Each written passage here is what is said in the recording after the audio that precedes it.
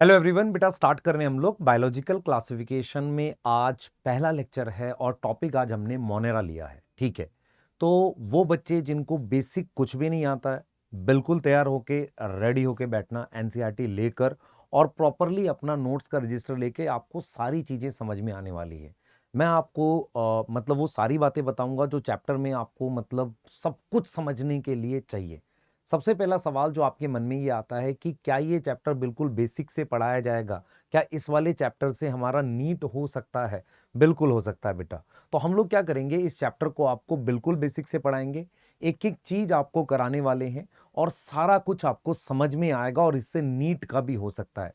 Class 11th के बच्चों के लिए तो बेटा ये बहुत बेनिफिशियल रहेगा, क्योंकि होता क्या है कि बायोलॉजिकल क्लासिफिकेशन चैप्टर को बच्चे मानते हैं कि ये याद करना पड़ेगा और बहुत सारी जगह इसमें एक्स्ट्रा डाटा पढ़ाया जाता है ये कहकर कि इससे क्वेश्चन एनसीईआरटी से बाहर से भी आ जाता है।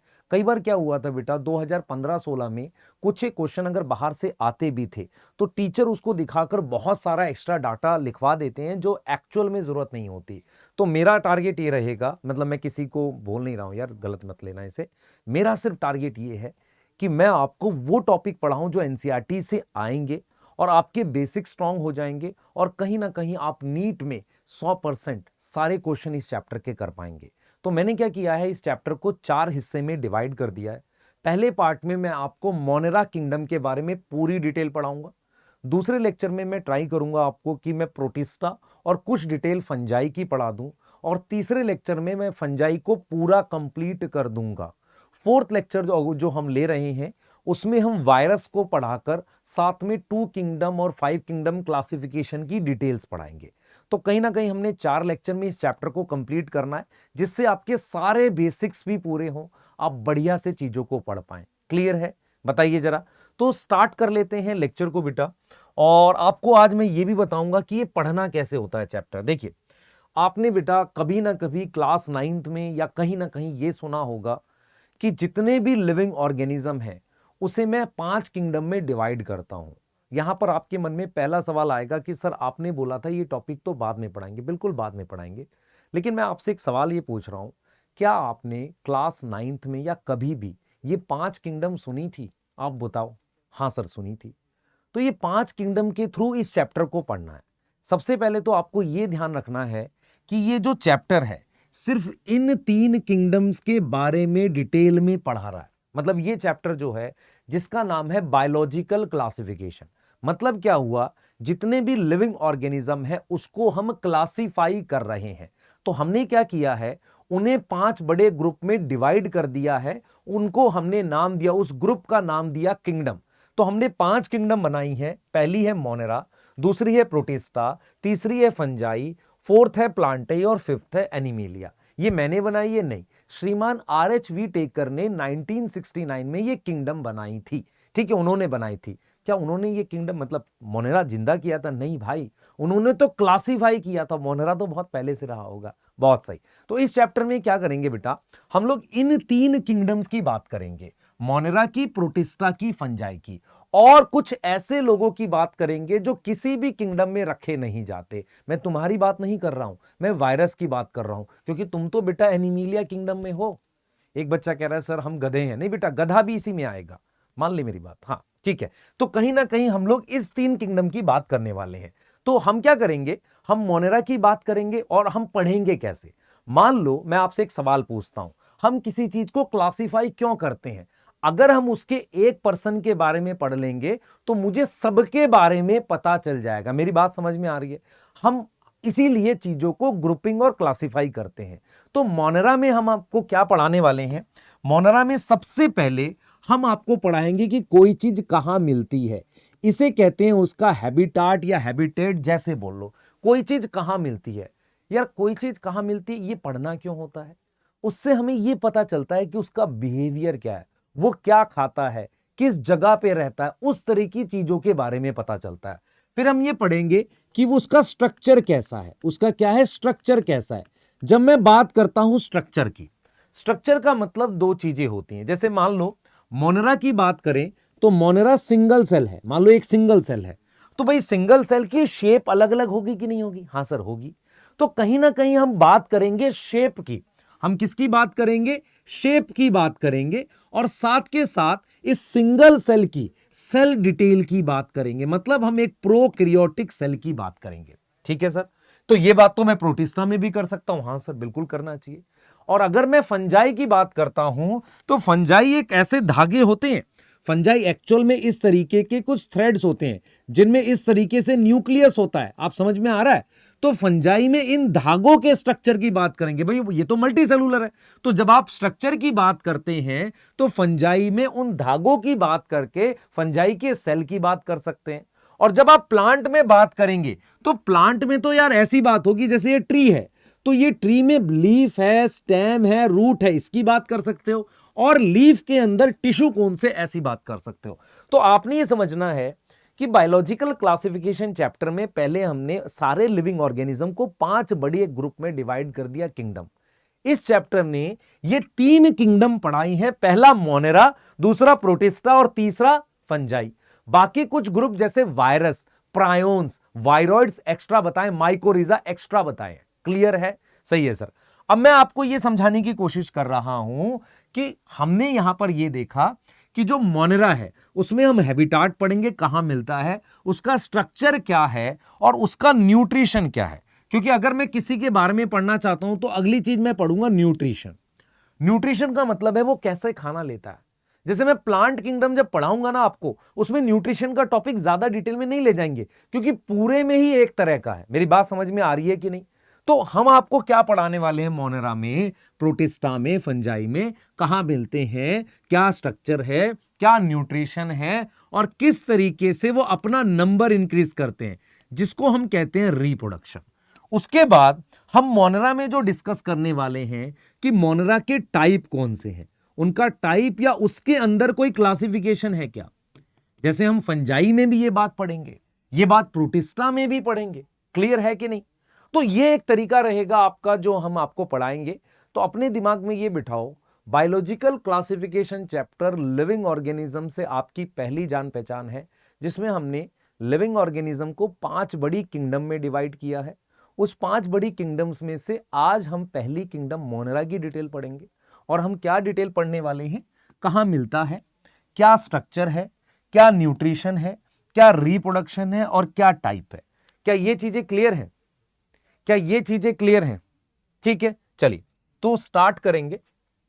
मतलब क्या हुआ, आप हेडिंग डालेंगे मोनेरा और उसमें हम बात करेंगे हैबिटाट कहां मिलता है। ठीक है, उसके बाद हम बात करेंगे स्ट्रक्चर।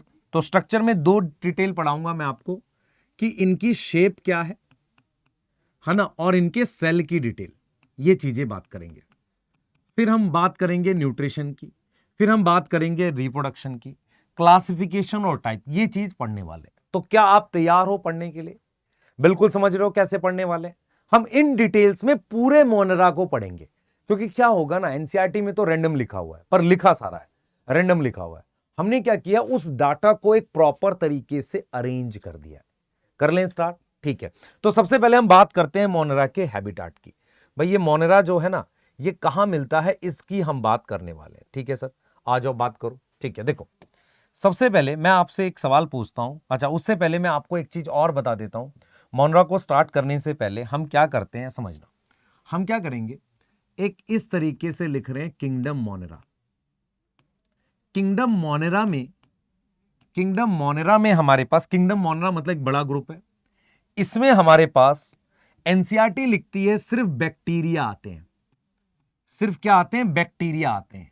और इन बैक्टीरिया में क्या सेल है? प्रोकैरियोटिक। कई बच्चे सोचते रहते हैं यार प्रोकैरियोटिक सेल और बैक्टीरिया में क्या फर्क है। भाई बैक्टीरिया ऑर्गेनिज्म है, प्रोकैरियोटिक सेल एक सेल की टाइप है। मेरी बात समझ में आ रही है? बैक्टीरिया ऑर्गेनिज्म है, प्रोकैरियोटिक सेल एक सेल की टाइप है। तो हाँ, एनसीईआरटी कहती है भाई देखो किंगडम मोनेरा में ना सिर्फ बैक्टीरिया आते हैं। अब बैक्टीरिया को हम 2 तरह के ग्रुप में डिवाइड करते हैं। एक हम कहते हैं यू बैक्टीरिया। यू का मतलब होता है अच्छा, ट्रू बैक्टीरिया, ट्रू सच्चा बैक्टीरिया, मतलब इसमें वो बैक्टीरिया के सारे फीचर्स हैं। एक वो बैक्टीरिया जो पहले आए थे, उनको हमने बोल दिया आर्की बैक्टीरिया। क्या बोल दिया भैया? आर्की बैक्टीरिया बोल दिया। अब मैं आपसे ये कह रहा हूं कि अपने दिमाग में आपको सबसे पहली स्टेटमेंट, कुछ बेसिक बातें बता रहा हूं मोनेरा की। सबसे पहली स्टेटमेंट अपने दिमाग में ये रखनी है ये रखनी है कि this bacteria is sole member, this bacteria is sole, sole मतलब अकेला, मेंबर ऑफ किसका, मेंबर ऑफ मोनेरा किंगडम। तो मोनेरा एक किंगडम है, उस किंगडम में सिर्फ क्या आते हैं, बैक्टीरिया आते हैं। तो मोनेरा उस किंगडम का नाम है, उसमें सिर्फ बैक्टीरिया आते हैं। नाउ बैक्टीरिया जो है बेटा, बैक्टीरिया का सेल कैसा है, प्रोकैरियोटिक है। कैसा सेल है, प्रोकैरियोटिक है। क्लियर है।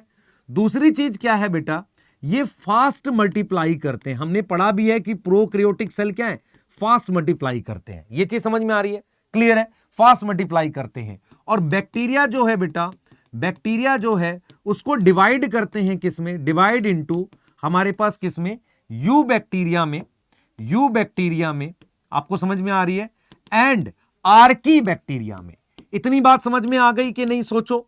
तो हमने ये बोला है कि किंगडम मोनेरा में बैक्टीरिया मिलते हैं, उस बैक्टीरिया के अंदर यू बैक्टीरिया और आर्की बैक्टीरिया होता है।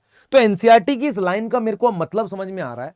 एनसीईआरटी क्यों कहती है सोल मेंबर, सोल मतलब अकेला मेंबर कौन है, बैक्टीरिया है। छोटे साइज के होते हैं, स्मॉल साइज के होते हैं, और फास्ट मल्टीप्लाई करते हैं। कैसे होते हैं, छोटे साइज का मतलब किससे कंपेयर कर रहा है, as compare to eukaryotic cell. इतनी बात समझ में आ रही है। तो अब हम क्या करेंगे बेटा, न्यूट्रिशन वाले टॉपिक को लेंगे, है ना, न्यूट्रिशन वाले, सॉरी हैबिटाट वाले टॉपिक को लेंगे। पर मैंने जो पहली बात आपसे डिस्कस करनी थी वो मैंने कर ली है, ठीक है, क्लियर है, सही है। तो सबसे पहले हम बात करेंगे इनके हैबिटाट की, कहां मिलते हैं, कहां मिलते हैं। तो देखो भाई, आप मुंह खोलोगे तो मुंह में भी बैक्टीरिया है, सर पे बैक्टीरिया है, गट में, आपके इंटेस्टाइन में बैक्टीरिया, आपके हाथ पर बैक्टीरिया है। सर मेरे चश्मे पे, हाँ चश्मे पे भी है। तो इसका मतलब बैक्टीरिया सब जगह मिलते हैं, एयर में है, सॉइल में है, वाटर में है, सब जगह मिलते हैं। तो हम सबसे पहले लिखते हैं कि ये क्या होता है बेटा, फाउंड एवरीवेयर। ये कहां मिलते हैं, सब जगह मिलते हैं। सब जगह मतलब कहीं भी मिल सकते हैं, फाउंड एवरीवेयर। बड़ी स्ट्रेंज बात है कि ये स्पेस में भी मिल जाते हैं, ठीक है ना। फाउंड एवरीवेयर में क्या क्या आ जाएगा, सॉइल आ जाएगा, एयर आ जाएगा, और हमारे पास क्या आ जाएगा, वाटर आ जाएगा। क्लियर है। अब यहां पर कुछ चीजें क्लियर करते हैं, अब यहां पर कुछ चीजें करते हैं क्लियर। अब सुनना ध्यान से, ये सब जगह मिलते हैं, ये क्या है, सब जगह मिलते हैं, ध्यान से सुने, सब जगह मिलते हैं। ये हमारे पास क्या है, सब जगह मिलते हैं, क्लियर है, सब जगह मिल जाते हैं। अब सुनो ध्यान से, अब बात करते हैं, ये सब जगह मिलते हैं। अब क्या हुआ, हैबिटाट में बोल दिया भाई ये सब जगह मिलते हैं। अब हम आगे और क्या डिस्कस कर सकते हैं, और हम ये कह सकते हैं कि कुछ इनकी अनफेवरेबल कंडीशन में भी मिलते हैं। अनफेवरेबल क्या होता है, what is meaning of unfavourable, ऐसी कंडीशन जहां पर ग्रोथ करना मुश्किल है, जैसे कि सॉल्ट, जहां पर सॉल्ट ज्यादा हो, सॉल्टी एरिया जहां पर सॉल्ट ज्यादा हो, जहां पर टेम्परेचर ज्यादा हो, जैसे कि डेजर्ट, जहां पर मान लो हम कह सकते हैं पीएच लो हो, जहां पर क्या हो, लो पीएच हो। कुछ गट में मिल जाते हैं, कुछ स्नो पर मिल जाते हैं। तो आपको यह समझना पड़ेगा, कुछ डीप ओशियन में मिल जाते हैं। तो मैंने आपको यह समझाया भाई बैक्टीरिया सब जगह मिलते हैं, सॉइल में, एयर में, पानी में, और उसके अलावा कुछ बैक्टीरिया अनफेवरेबल कंडीशन में मिलते हैं, जहां सॉल्ट ज्यादा है। आप में से बहुत सारे बच्चे सोच सकते हैं ज्यादा सॉल्ट में रहने से क्या नुकसान होता है, सॉल्ट पानी निकाल लेता है। अगर आप ध्यान से सोचो, सॉल्ट क्या करता है, पानी निकाल लेता है। तो सॉल्ट में रहना मुश्किल काम है, समझ में आ रहा है। अब डीप ओशियन में क्या प्रॉब्लम होती है, सोचो, खुद से सोचो। डीप ओशियन में क्या होता है, प्रेशर इतना ज्यादा होता है, वहां रहना मुश्किल होता है। तो ऐसी कंडीशन पर भी बैक्टीरिया मिल जाते हैं। हां, मानते हैं कुछ ना कुछ वो एडेप्टेशन करेंगे। तो सबसे पहले आपको इनके हैबिटाट के बारे में पता होना चाहिए। क्लियर है कि ये सब जगह मिलते हैं। सब जगह मिलने के लिए एक वर्ड लिख सकते हैं हम, कॉस्मोपॉलिटन। कॉस्मोपॉलिटन का मतलब होता है सब जगह मिलने वाले, फाउंड एवरीवेयर, है ना, फाउंड एवरीवेयर। क्लियर है कि नहीं, बताओ, क्लियर है कि नहीं, सही है सर। अब हम क्या कर सकते हैं बेटा, अब हम बात कर सकते हैं इनके शेप की, ठीक है, सॉरी, अब हमने बात कर ली हैबिटाट की, अब हम बात कर रहे हैं इनके स्ट्रक्चर की। ध्यान से सुनना, अब हम बात कर रहे हैं स्ट्रक्चर की, समझो। अब मैं आपसे एक सवाल पूछता हूं, जब आप बैक्टीरिया के स्ट्रक्चर की बात करोगे, ध्यान से सुनना, हम बात करेंगे किसके, बैक्टीरिया, क्योंकि किंगडम मोनेरा में कौन है, बैक्टीरिया है। तो जब हम बैक्टीरिया के स्ट्रक्चर की बात करेंगे तो यहां पर हम दो चीजें पढ़ना चाहेंगे। पहला हम पढ़ना चाहेंगे कि इनकी क्या है, शेप क्या है, ये किस शेप के हैं। मतलब बैक्टीरिया, भाई सारा बैक्टीरिया एक शेप का थोड़ी होगा। दूसरी चीज हम ये जानना चाहेंगे कि बैक्टीरिया के सेल की डिटेल क्या है। ये दो पॉइंट्स हम जानना चाह रहे हैं, क्योंकि बैक्टीरिया आपको पता होना चाहिए सिंगल सेल ऑर्गेनिज्म है। सबसे पहली बात तो आपको पता होना चाहिए सिंगल सेल ऑर्गेनिज्म है। दूसरी बात आपको यह भी पता होना चाहिए कि यह प्रोकैरियोटिक सेल होता है। तो आपको क्या करना है, इसके बारे में यह जानना है कि इनकी शेप कैसी होती है और इनके सेल की डिटेल क्या होती है। ये दो पॉइंट के अराउंड आप पढ़ोगे। क्या इतना पॉइंट दिमाग में बैठ रहा है? इस दो पॉइंट के अराउंड हमने पढ़ाई करनी है। तो सबसे पहले मैं आपसे चाहूंगा कि आप शेप देखो एक बार। एनसीईआरटी ने ये डायग्राम दिया, मेरी बात सुनना ध्यान से। हम क्या करते हैं, on the basis of shape bacteria को क्लासिफाई करते हैं चार कैटेगरी में। बैक्टीरिया को क्या करते हैं, क्लासिफाई करते हैं किसमें, चार कैटेगरी में क्लासिफाई करते हैं। सही है, चार कैटेगरी में क्लासिफाई करते हैं। सबसे पहली कैटेगरी होती है स्फेरिकल। सबसे पहली कैटेगरी होती है स्फेरिकल, जिसको हम क्या बोलते हैं, कोकस, मतलब गोल स्ट्रक्चर। कैसा स्ट्रक्चर, ऐसा गोल, इसको कहते हैं कोकस। स्फेरिकल स्ट्रक्चर होता है। क्लियर है कि नहीं? इसको हम क्या बोलते हैं, स्फेरिकल। ये हमारे पास कोकस स्ट्रक्चर है, स्फेरिकल है, ठीक है, कोकस कहते हैं, कोकस। अब क्या होता है बेटा, जब बहुत अच्छा, कोकस क्या है, सिंगुलर है, अकेले को कोकस कहेंगे, है ना। और जब मैनी होंगे, मैनी कोकस होंगे, तो उसके लिए वर्ड यूज करेंगे कोकाई। क्या बोलेंगे, कोकाई। अब देखो, मान लो दो कोकस है, तो चलो डिप्लोकोकस लिख लो या डिप्लोकोकाई लिख लो, डिप्लोकोकस लिख लो। चेन है, चेन समझ में आता है, देख रहे हो बहुत सारे, तो इसको कह सकते हैं स्ट्रेप्टोकोकस। तो सबसे पहली बेसिक शेप हो गई गोल, उसको हमने बोला स्फेरिकल, जिसे हम कहते हैं कोकस।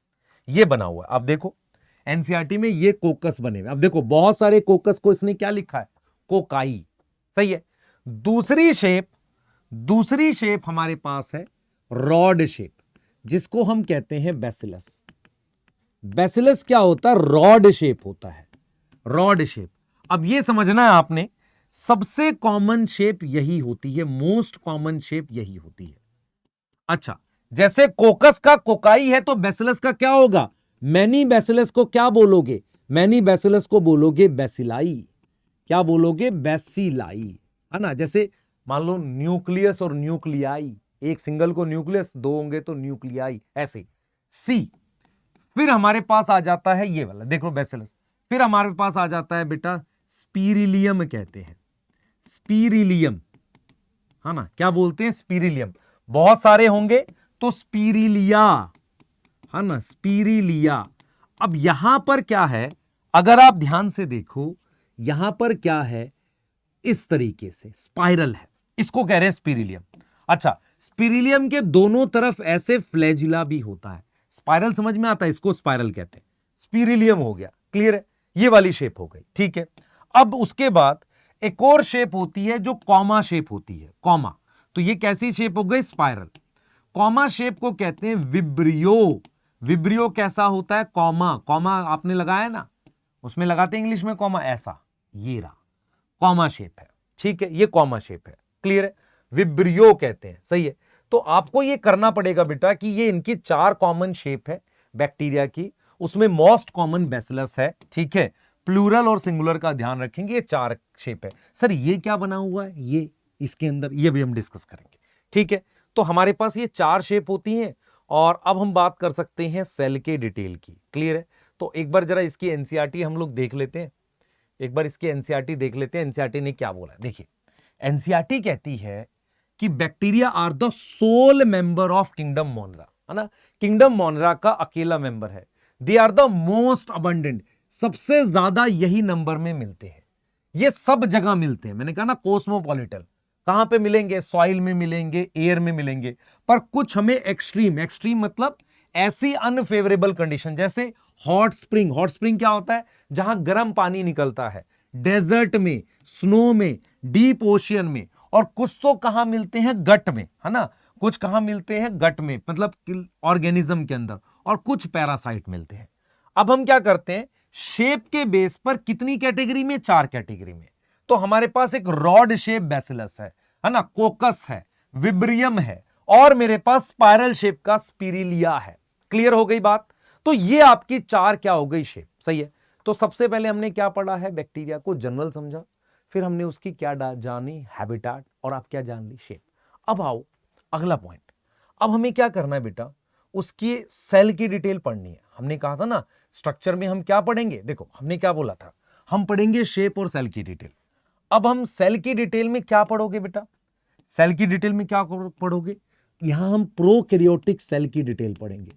सर ये टॉपिक तो आपने ऑलरेडी पढ़ा दिया है, कौन से चैप्टर में, सेल यूनिट ऑफ लाइफ का पहला लेक्चर जो आपका इस बैच में पढ़ाया था, इस बैच के पहले लेक्चर में प्रोकैरियोटिक सेल पढ़ा दिया। तो वो सेल की डिटेल आप वहां से भी देख सकते हो, पर आपको वो आ जाना चाहिए पहले से। तो अगर हम बात करें तो सेल की डिटेल हम पढ़ेंगे यहां से। ये एक सेल की डिटेल मैंने बना दी है, इसका डिटेल, पूरा डिटेल हमने पढ़ाया है सेल यूनिट ऑफ लाइफ के पहले लेक्चर में। तो जो बच्चे ये देख रहे होंगे प्लेलिस्ट में जाओ, वहां आपको मिलेगा। क्लियर है।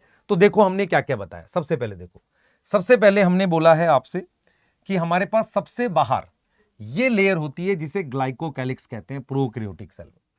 दूसरे नंबर पे हमारे पास सेल वॉल होती है, ये देख रहे हो, सेल वॉल। तीसरे नंबर पे हमारे पास ये सेल मेम्ब्रेन होती है।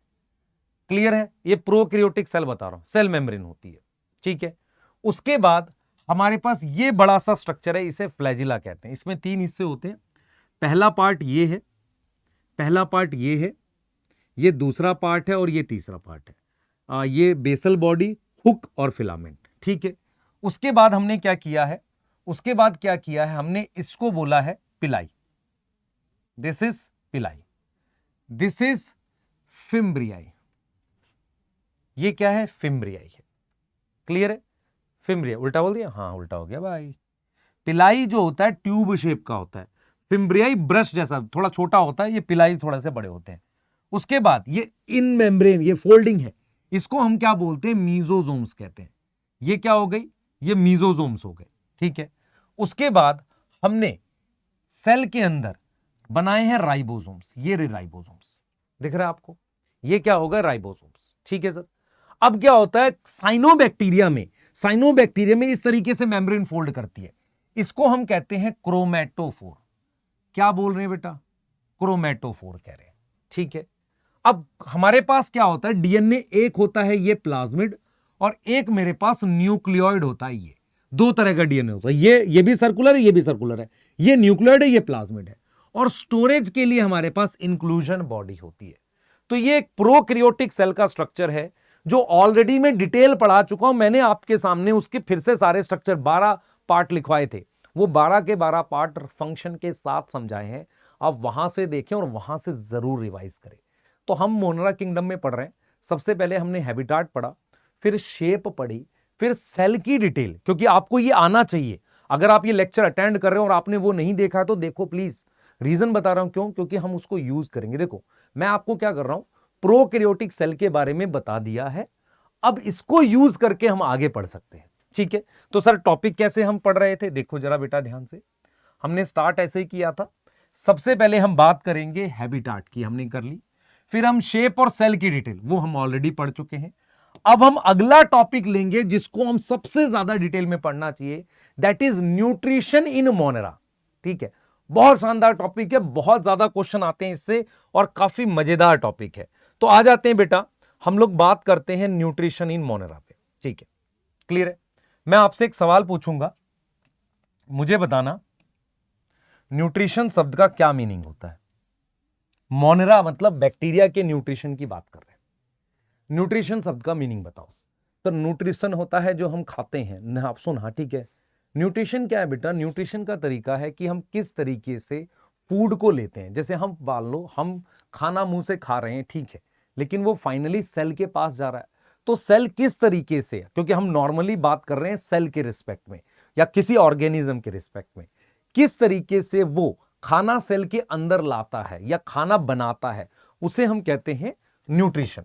तो न्यूट्रिशन का सिंपल मीनिंग होता है मोड ऑफ ऑब्टेनिंग फूड, किस तरीके से आप अपना खाना लेते हो, है ना।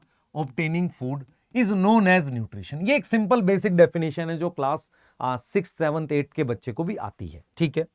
अब यहां पर काम आता है क्लास 11 का कॉन्सेप्ट, जब हम बात करते हैं ऑटोट्रॉफिक न्यूट्रिशन की।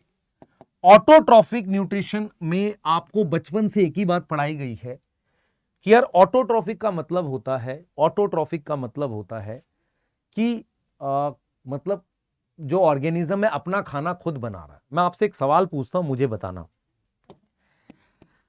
ये मेरे पास एक ट्री है, सही है सर? सर वो बना रहे हो सीनरी? नहीं, मैं तुमसे एक सवाल पूछता हूं, ये प्लांट है पूरा, क्या ये ऑटोट्रॉफिक है? हां सर, हमें बचपन से पढ़ा है ऑटोट्रॉफिक है।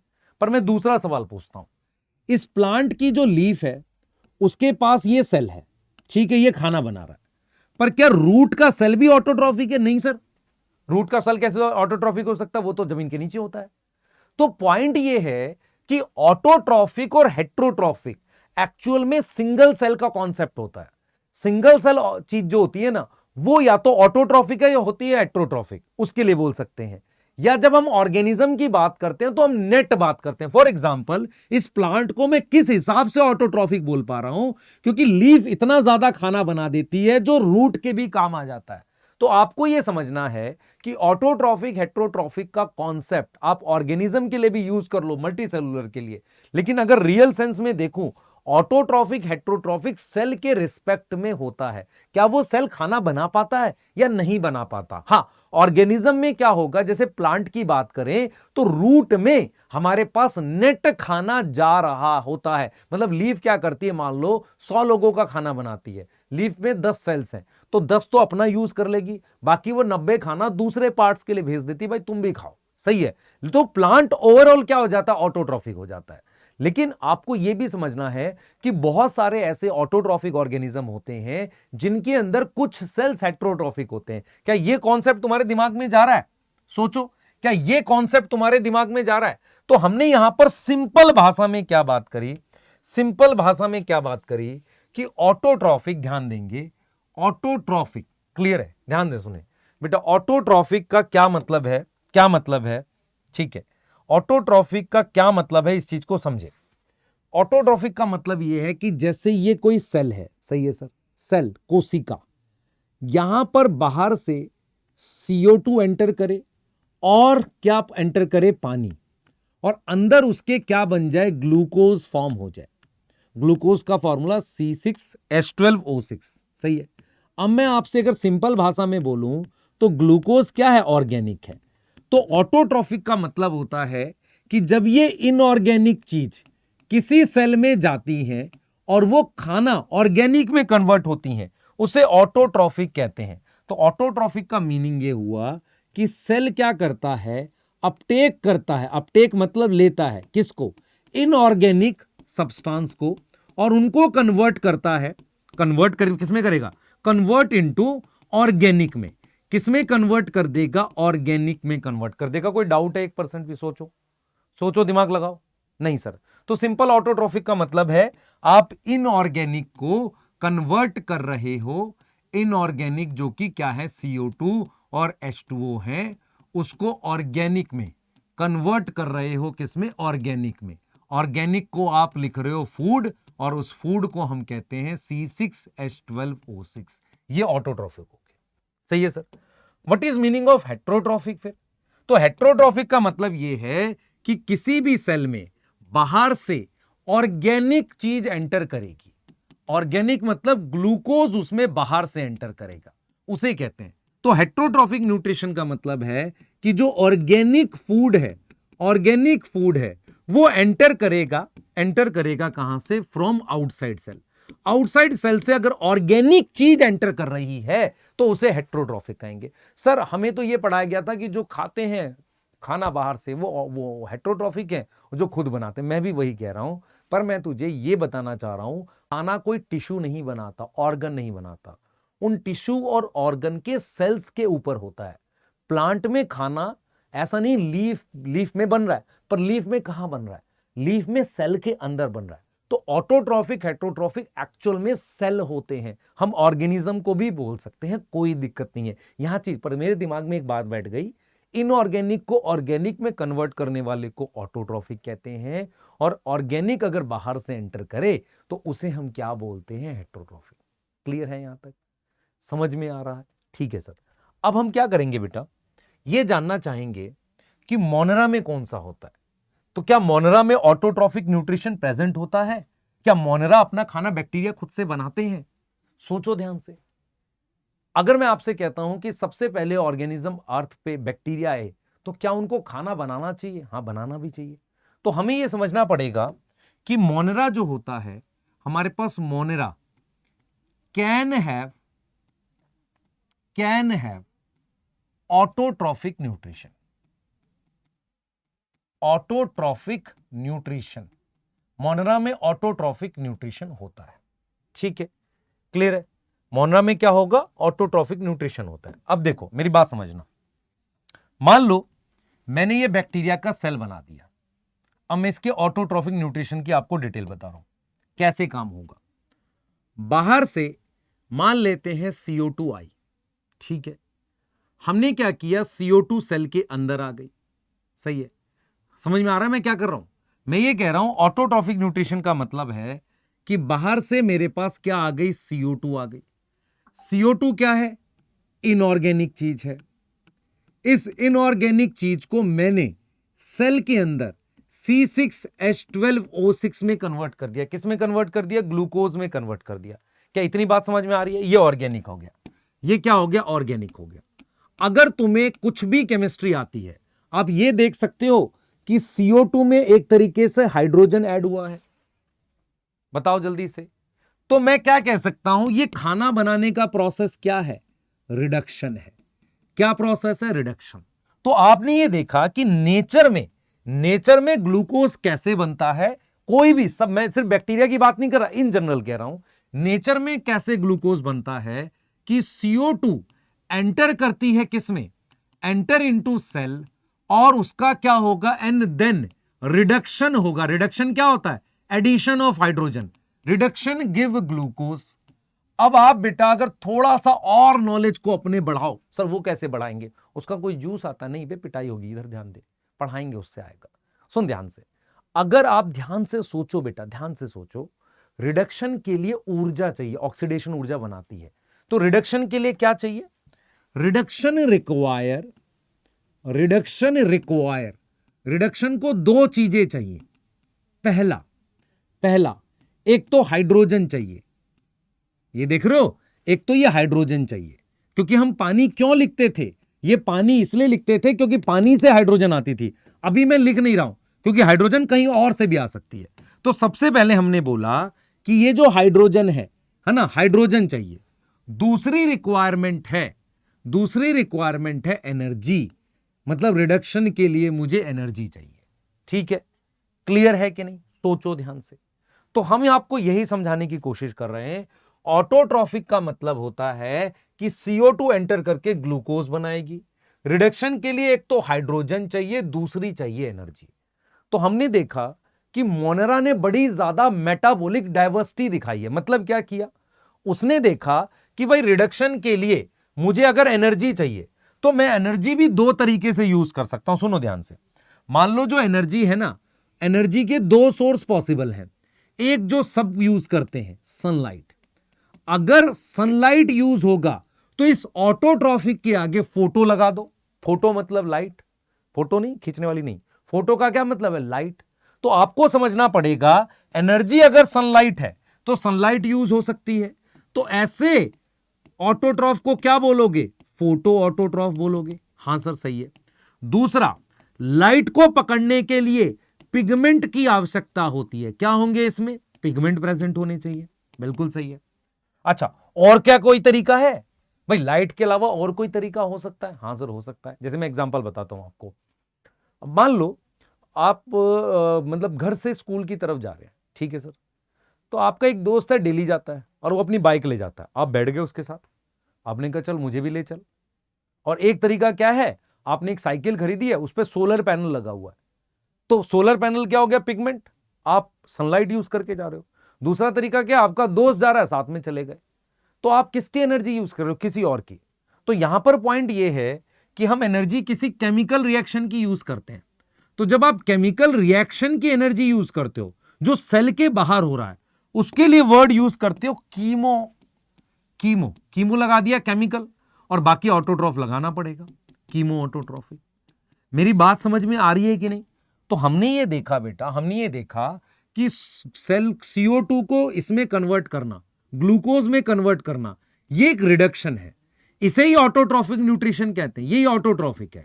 अब ऑटोट्रॉफिक न्यूट्रिशन के लिए हमें दो चीजों की जरूरत है। पहला, मुझे हाइड्रोजन चाहिए, दूसरी मुझे एनर्जी चाहिए। एनर्जी जो है वो सनलाइट से आ सकती है, उसके अलावा केमिकल रिएक्शन से आ सकती है। अगर सनलाइट से आएगी तो हम क्या कहेंगे? हम कहेंगे उसे फोटो ऑटोट्रॉफ।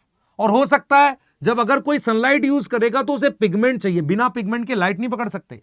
और केमिकल रिएक्शन, उन्हें हम कीमो ऑटोट्रॉफ या कीमो सिंथेटिक बोलेंगे।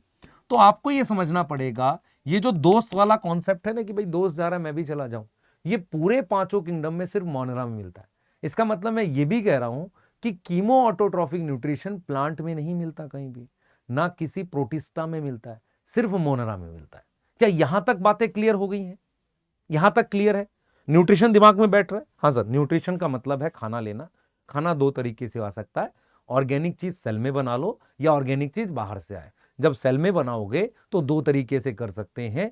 एक तरीका ये है, सॉरी उसमें दो रिक्वायरमेंट है, एक हाइड्रोजन चाहिए और एक कहां क्या चाहिए बेटा? हाइड्रोजन के साथ दूसरा हमें क्या चाहिए? एनर्जी। एनर्जी सनलाइट से आ सकती है या केमिकल रिएक्शन से। डन है कि नहीं बताओ?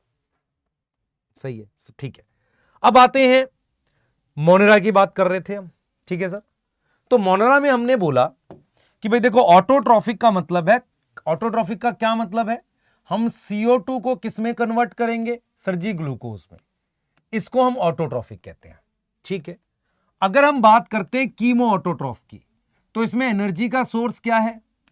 बताओ, एनर्जी का सोर्स क्या? आउटसाइड, आउटसाइड बैक्टीरिया के सेल क्या चल रहा होगा? Chemical reaction. क्या हो रहा होगा? Chemical reaction. और वो केमिकल रिएक्शन कैसा होगा? एक्सोथर्मिक। तो कैसा होगा?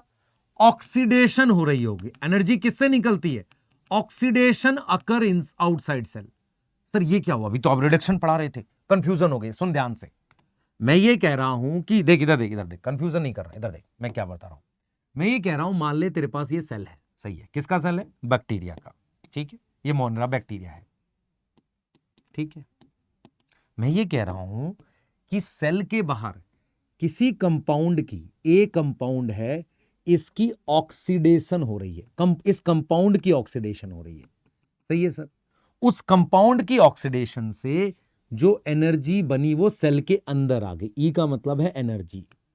उस एनर्जी से हमने ATP फॉर्म कर लिया और उस ATP को यूज करके CO2 की रिडक्शन करी है। तो यहां रिडक्शन इसकी हो रही है, ग्लूकोज बना दिया। लेकिन एनर्जी कहां से आ रही है? आउटसाइड सेल क्या हो रही है? ऑक्सीडेशन हो रही है। समझ में आ रहा है? तो कीमो ऑटोट्रॉफिक में आपको क्या क्या पॉइंट ध्यान रखने? पहला, outside bacteria cell chemical reaction से एनर्जी आ रही है। ऑक्सीडेशन अकर आउटसाइड सेल, और किस तरह के कंपाउंड की होगी? Oxidation of inorganic compound. किसकी होगी? ये जो चीज है ना A, this A is inorganic, of inorganic. Clear है? तो इसका मतलब यह है कि कीमो ऑटोट्रॉफिक बैक्टीरिया वो बैक्टीरिया होते हैं जिनके सेल के बाहर किसी इनऑर्गेनिक चीज की ऑक्सीडेशन होती है। उससे जो एनर्जी बनती है, उससे ATP बनती है, उसकी मदद से CO2 से ग्लूकोज बना लेते हैं। क्या पिगमेंट चाहिए? नहीं, कोई पिगमेंट नहीं चाहिए, नो पिगमेंट रिक्वायर। और ये रिएक्शन होते कहां है? मैं बताता हूं कहां होते हैं।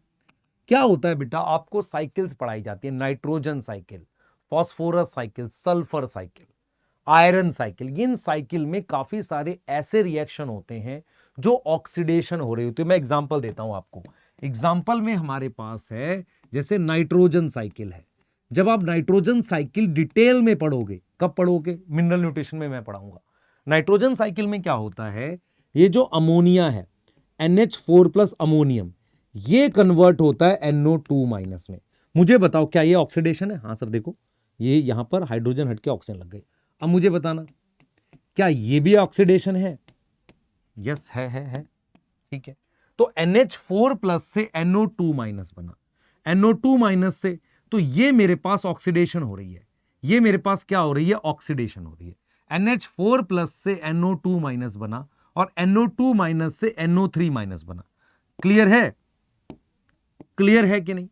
तो इसको हमने ऑक्सीडेशन करा, इसको हमने क्या करा? ऑक्सीडेशन करा। ठीक है, क्लियर है कि नहीं? सही है। तो NH4 प्लस से NO2 माइनस और NO2 माइनस से NO3 माइनस। क्लियर है? तो ये हमारे पास ऑक्सीडेशन है। सही है, ये हमारे पास क्या है? ऑक्सीडेशन है। ठीक है, इसको करने वाले बैक्टीरिया का नाम है नाइट्रोसोमनास और नाइट्रोबैक्टर। ये दो बैक्टीरिया ये काम करते हैं। और ये नाइट्राइट है, और नाइट्राइट को हमने किस में कन्वर्ट किया? नाइट्रेट। और इसमें जो दो बैक्टीरिया उनका नाम है नाइट्रोकोकस। यही कर लो बस।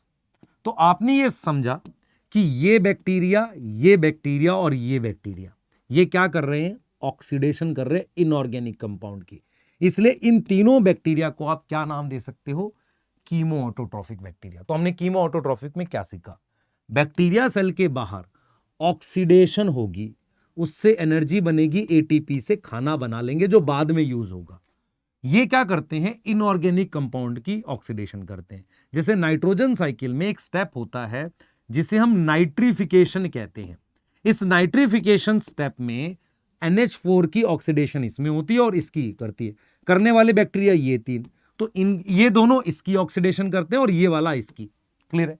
इससे हमें पता चला कि ये बैक्टीरिया कीमो ऑटोट्रॉफिक बैक्टीरिया है। एनसीईआरटी इसलिए लिखती है कि they help in recycling of nitrogen, sulphur, phosphorus, iron. मतलब क्या हुआ कि आपको यह समझना पड़ेगा, जब इन एलिमेंट्स की आप साइकिल पढ़ते हो, नाइट्रोजन साइकिल, सल्फर साइकिल, उसमें कहीं ना कहीं कुछ ऐसे बैक्टीरिया होते हैं जो ऑक्सीडेशन वाले स्टेप्स कर रहे होते हैं। वो सारे बैक्टीरिया कीमो ऑटोट्रॉफ में काउंट होंगे। सही है सर। तो हमने सबसे पहले ये देखा, न्यूट्रिशन शब्द का मतलब है खाना लाना, खाना खाना। खाना हम कैसे ला रहे हैं? CO2 से ग्लूकोज बना सकते हैं, ग्लूकोज बाहर से ले सकते हैं।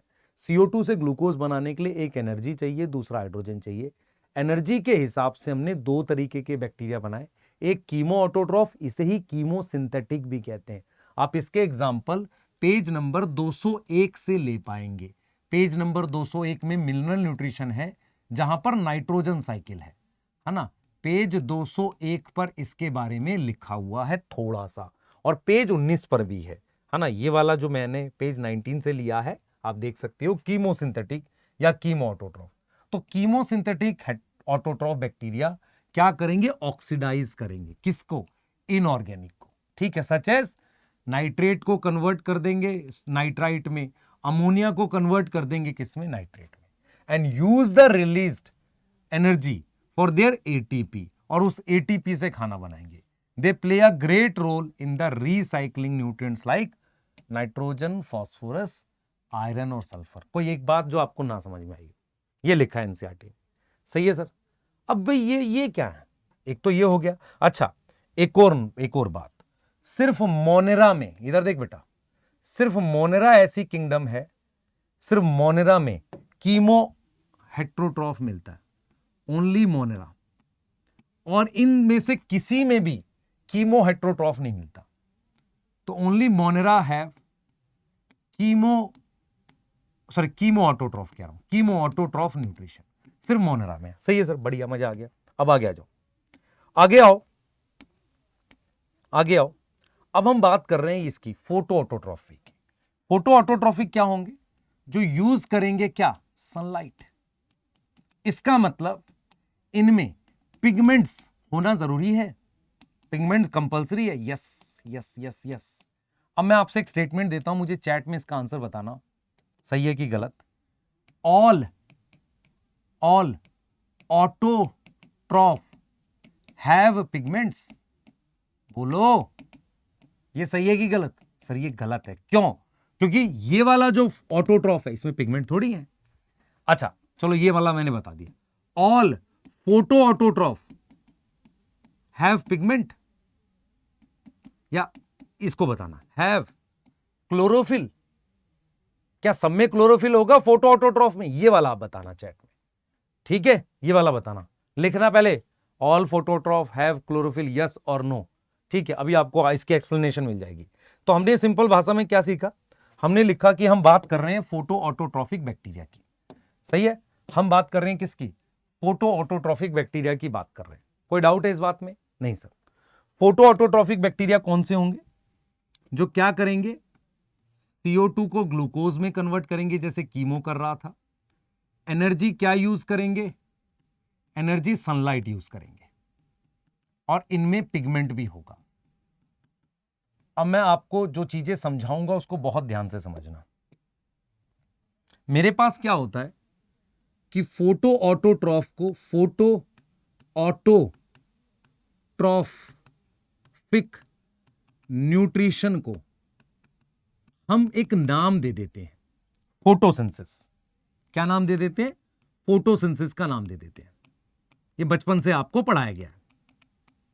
इसके खुद 2 स्टेप होते हैं, इसके 2 स्टेप होते हैं, ध्यान से सुनना जो मैं बताऊंगा। पहला स्टेप होता है लाइट रिएक्शन। पहला स्टेप क्या होता है, लाइट रिएक्शन। मेरी बात समझो ध्यान से। फोटो ऑटोट्रॉफिक न्यूट्रिशन में एनर्जी का सोर्स सनलाइट है और इनमें पिगमेंट होंगे, ये समझ में आ गया। मैंने ये बोला है कि जो ये मेरे पास, ये जो है मेरे पास फोटो ऑटोट्रॉफिक न्यूट्रिशन में फोटोसिंथेसिस है, इसमें हमारे पास क्या है, लाइट रिएक्शन है। इसमें हमारे पास क्या है, लाइट रिएक्शन है। तो लाइट रिएक्शन क्या होता है, in presence of sunlight, in presence of sunlight, in presence of sunlight हमारे पास क्या होगा, जब लाइट पड़ेगी तो क्या होता है बेटा, पानी टूटता है, पानी ब्रेक करता है। पानी क्या करेगा, टूटेगा, ब्रेक करेगा। पानी टूट के हाइड्रोजन, एक कंपाउंड होता है NADP, हाइड्रोजन पानी की उसके साथ जुड़ जाती है। ये पानी की हाइड्रोजन है जो इस कंपाउंड के साथ जुड़ गई।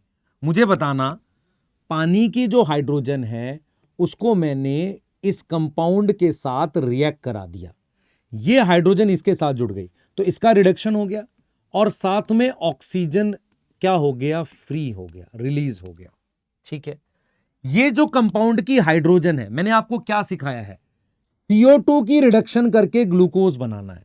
तो फोटोसिंथेसिस में ये काम करेंगे। इस काम को कराने के लिए 2 स्टेप है। पहले स्टेप में क्या होता है, जब लाइट पड़ती है तो पानी टूटकर अपनी हाइड्रोजन इसको दे देता है, ठीक है। पानी को हाइड्रोजन किसको देनी है, ग्लूकोज, उसको। सेकंड, जिसे हम डार्क रिएक्शन कहते हैं। तो डार्क रिएक्शन में क्या होता है कि जो CO2 है ना हमारे पास, CO2, ये क्या करती है, ये इससे हाइड्रोजन ले लेती है।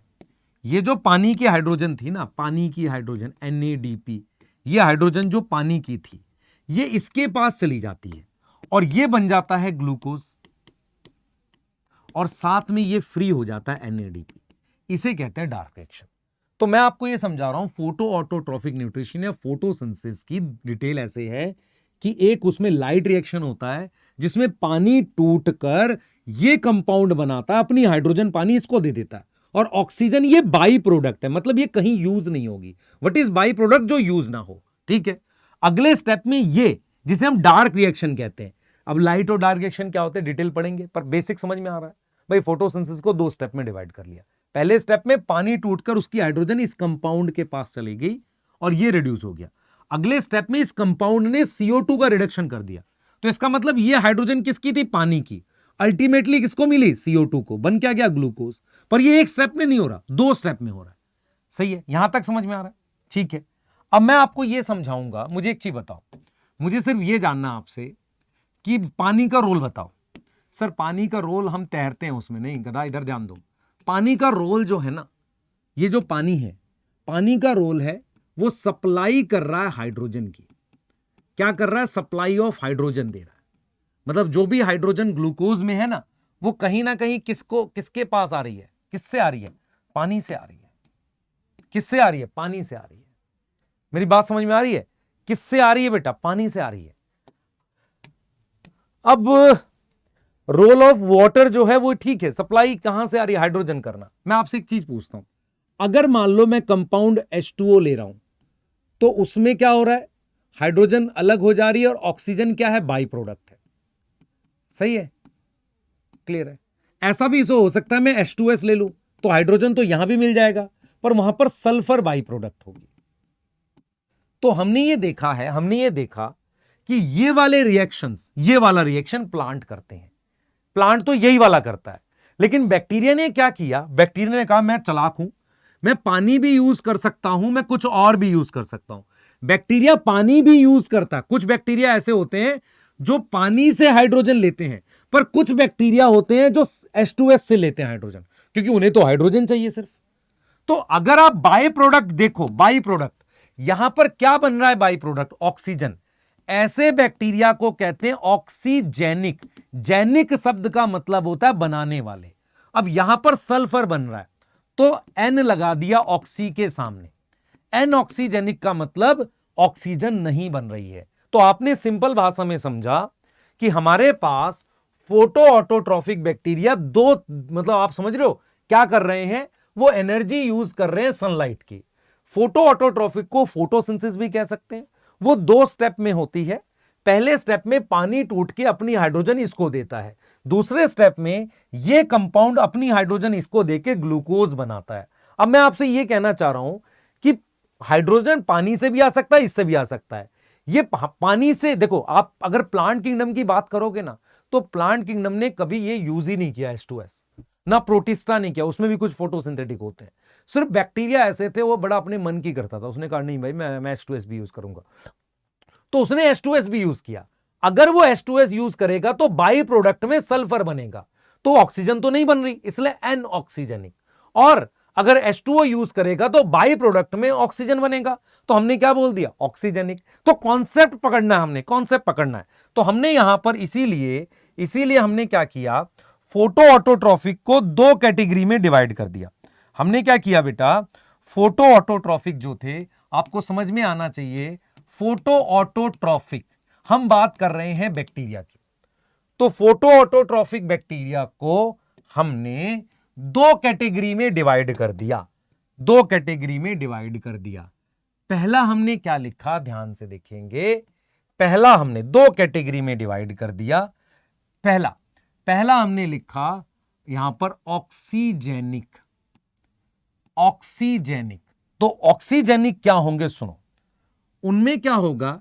इन लाइट रिएक्शन में सोर्स ऑफ हाइड्रोजन क्या है? पानी है। क्या है? पानी यूज होगा। तो बाई प्रोडक्ट क्या बनेगा? बाई प्रोडक्ट क्या बनेगा? सर बाई प्रोडक्ट बनेगा यहां पर ऑक्सीजन। ठीक है, क्योंकि ये बैक्टीरिया क्या है? ये बैक्टीरिया ऑक्सीजन बनाते हैं। Bacteria produce oxygen. तो जो तुम सांस ले रहे हो ना, वो कहीं ना कहीं कभी ना कभी प्लांट ने तो बनाई है, पर बैक्टीरिया ने भी बनाई है। पर ऐसे बैक्टीरिया जिनमें ये यूज नहीं होता, पानी यूज नहीं होता, मतलब पानी इज नहीं है, H2O is not source of bacteria, sorry source of hydrogen. पानी नहीं है, सोर्स नहीं है, तो इसका मतलब इसमें पानी नहीं, ऑक्सीजन नहीं बनेगी। मतलब ऐसा भी आप सोच पा रहे हो ये बात? ऐसी फोटोसिंथेसिस जिसमें ऑक्सीजन नहीं बन रही है, कितनी स्पेशल बात है, क्योंकि पानी यूज नहीं हो रहा। ठीक है, अब इसमें क्या हो सकता है? इसमें देखो मेरी बात सुनना, इनके अंदर पिगमेंट हमेशा क्लोरोफिल होता है, और क्लोरोफिल में भी एक मेन क्लोरोफिल होता है, क्लोरोफिल ए। हमेशा याद रखो, जिनके अंदर क्लोरोफिल ए होगा वो ऑक्सीजन बनाएंगे ही। अगर आप 5 किंगडम क्लासिफिकेशन में जाओगे तो क्लोरोफिल ए कहां कहां मिलता है मैं बता देता हूं। कुछ ऐसे बैक्टीरिया जो पानी तोड़ते हैं उसमें, प्रोटिस्टा में कुछ ऐसे हैं, और प्लांट किंगडम तो पूरा का पूरा क्लोरोफिल रखता है। ठीक है, तो इसका यह मतलब हुआ, ध्यान दो बेटा, इसका यह मतलब हुआ हमारे पास कि जो फोटो ऑटोट्रॉफ में ऑक्सीजेनिक वाले हैं, जो लाइट रिएक्शन में पानी यूज कर कर ऑक्सीजन बनाते हैं। उनके पास पिगमेंट, हमेशा पिगमेंट तो होना पड़ेगा, क्लोरोफिल होगा। और इनके एग्जाम्पल है साइनोबैक्टीरिया। कैसा, क्या एग्जाम्पल है?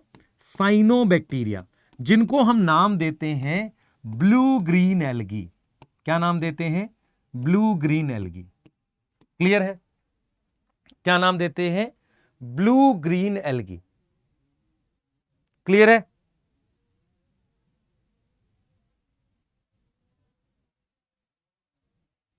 ठीक है, अब आ जाओ, एनऑक्सीजनिक की बात करते हैं। ठीक है, एनऑक्सीजनिक की बात करते हैं, ये समझ में आ गया। तो ब्लू ग्रीन एल्गी, ध्यान सुनेंगे, साइनोबैक्टीरिया ऐसे बैक्टीरिया हैं जो पानी को तोड़ के ऑक्सीजन बनाते हैं, उनमें क्लोरोफिल ए होता है। ठीक है, अब आते हैं इसकी बात करते हैं।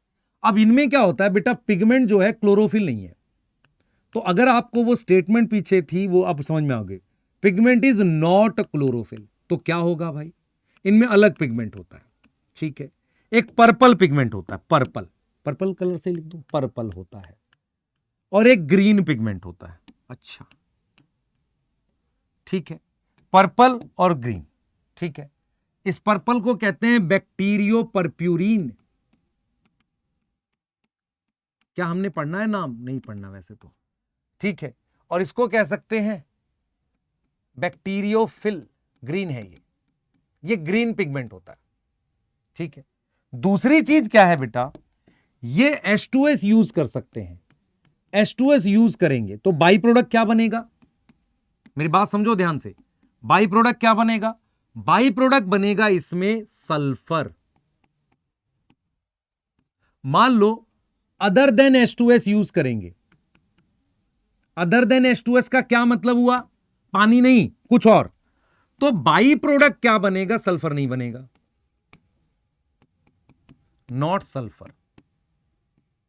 अब जरा ध्यान से देखना, मैंने क्या किया, ये 4 ग्रुप बना दिए, ऐसे ऐसे ये 4 ग्रुप बना दिए। ठीक है, इसमें पिगमेंट जो है बेटा, ध्यान देना, इन दोनों में पिगमेंट ग्रीन है और इन दोनों में पिगमेंट पर्पल है। ठीक है, अब इसका नाम मैं क्या रखूंगा? Purple bacteria.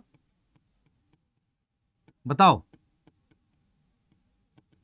इसका नाम क्या रखूंगा? पर्पल बैक्टीरिया, क्योंकि पिगमेंट कौन सा है? पर्पल है, इसमें क्लोरोफिल है नहीं, इसमें क्या है? क्लोरोफिल नहीं है। क्या नाम रख दिया? पर्पल बैक्टीरिया नाम रख दिया। अब अगर ये सल्फर यूज करेगा तो मैं क्या लिखूंगा? ध्यान सुनेंगे, पर्पल बैक्टीरिया, तो मैं क्या लिखूंगा? सल्फर। ठीक है, अगर ये नॉन सल्फर यूज नहीं किया तो नॉन सल्फर पर्पल बैक्टीरिया। ठीक है, क्लियर है? या ग्रीन या पर्पल सल्फर बैक्टीरिया कर देते हैं, पर्पल ऊपर कर देते हैं। मतलब पर्पल जो है इसका पिगमेंट है और ये सल्फर यूज कर रहा है, तो इसका मतलब इसमें बाई प्रोडक्ट सल्फर बनेगा। अब इसमें सल्फर नहीं बनेगा तो इसको लिखेंगे पर्पल नॉन सल्फर बैक्टीरिया। समझ में आ रहा है कि नहीं? सोचो, इसको क्या लिखोगे?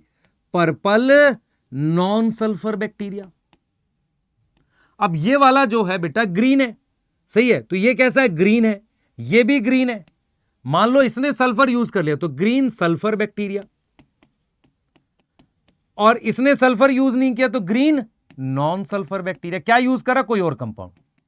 तो आपने देखा मैंने 4 चीजें यूज करी। पहला, अगर पिगमेंट लिया, क्लोरोफिल तो नहीं है, पर्पल पिगमेंट या ग्रीन पिगमेंट ले लो, एक में H2S यूज कर लो जिससे सल्फर बनेगा, एक में कुछ और यूज कर लो तो सल्फर नहीं बनेगा। उसके हिसाब से इनकी 4 कैटेगरी होगी एनऑक्सीजनिक की। सर ये कहां लिखा हुआ है? फोटोसिंथेसिस चैप्टर में दे रखा है, ऐसा नहीं तेरी एनसीईआरटी में नहीं है। ये 207 नंबर पेज पे जाएगा तो वहां मिलेगा तुझे। तो तुझे समझ में आ रहा है कि H2O is not source of hydrogen.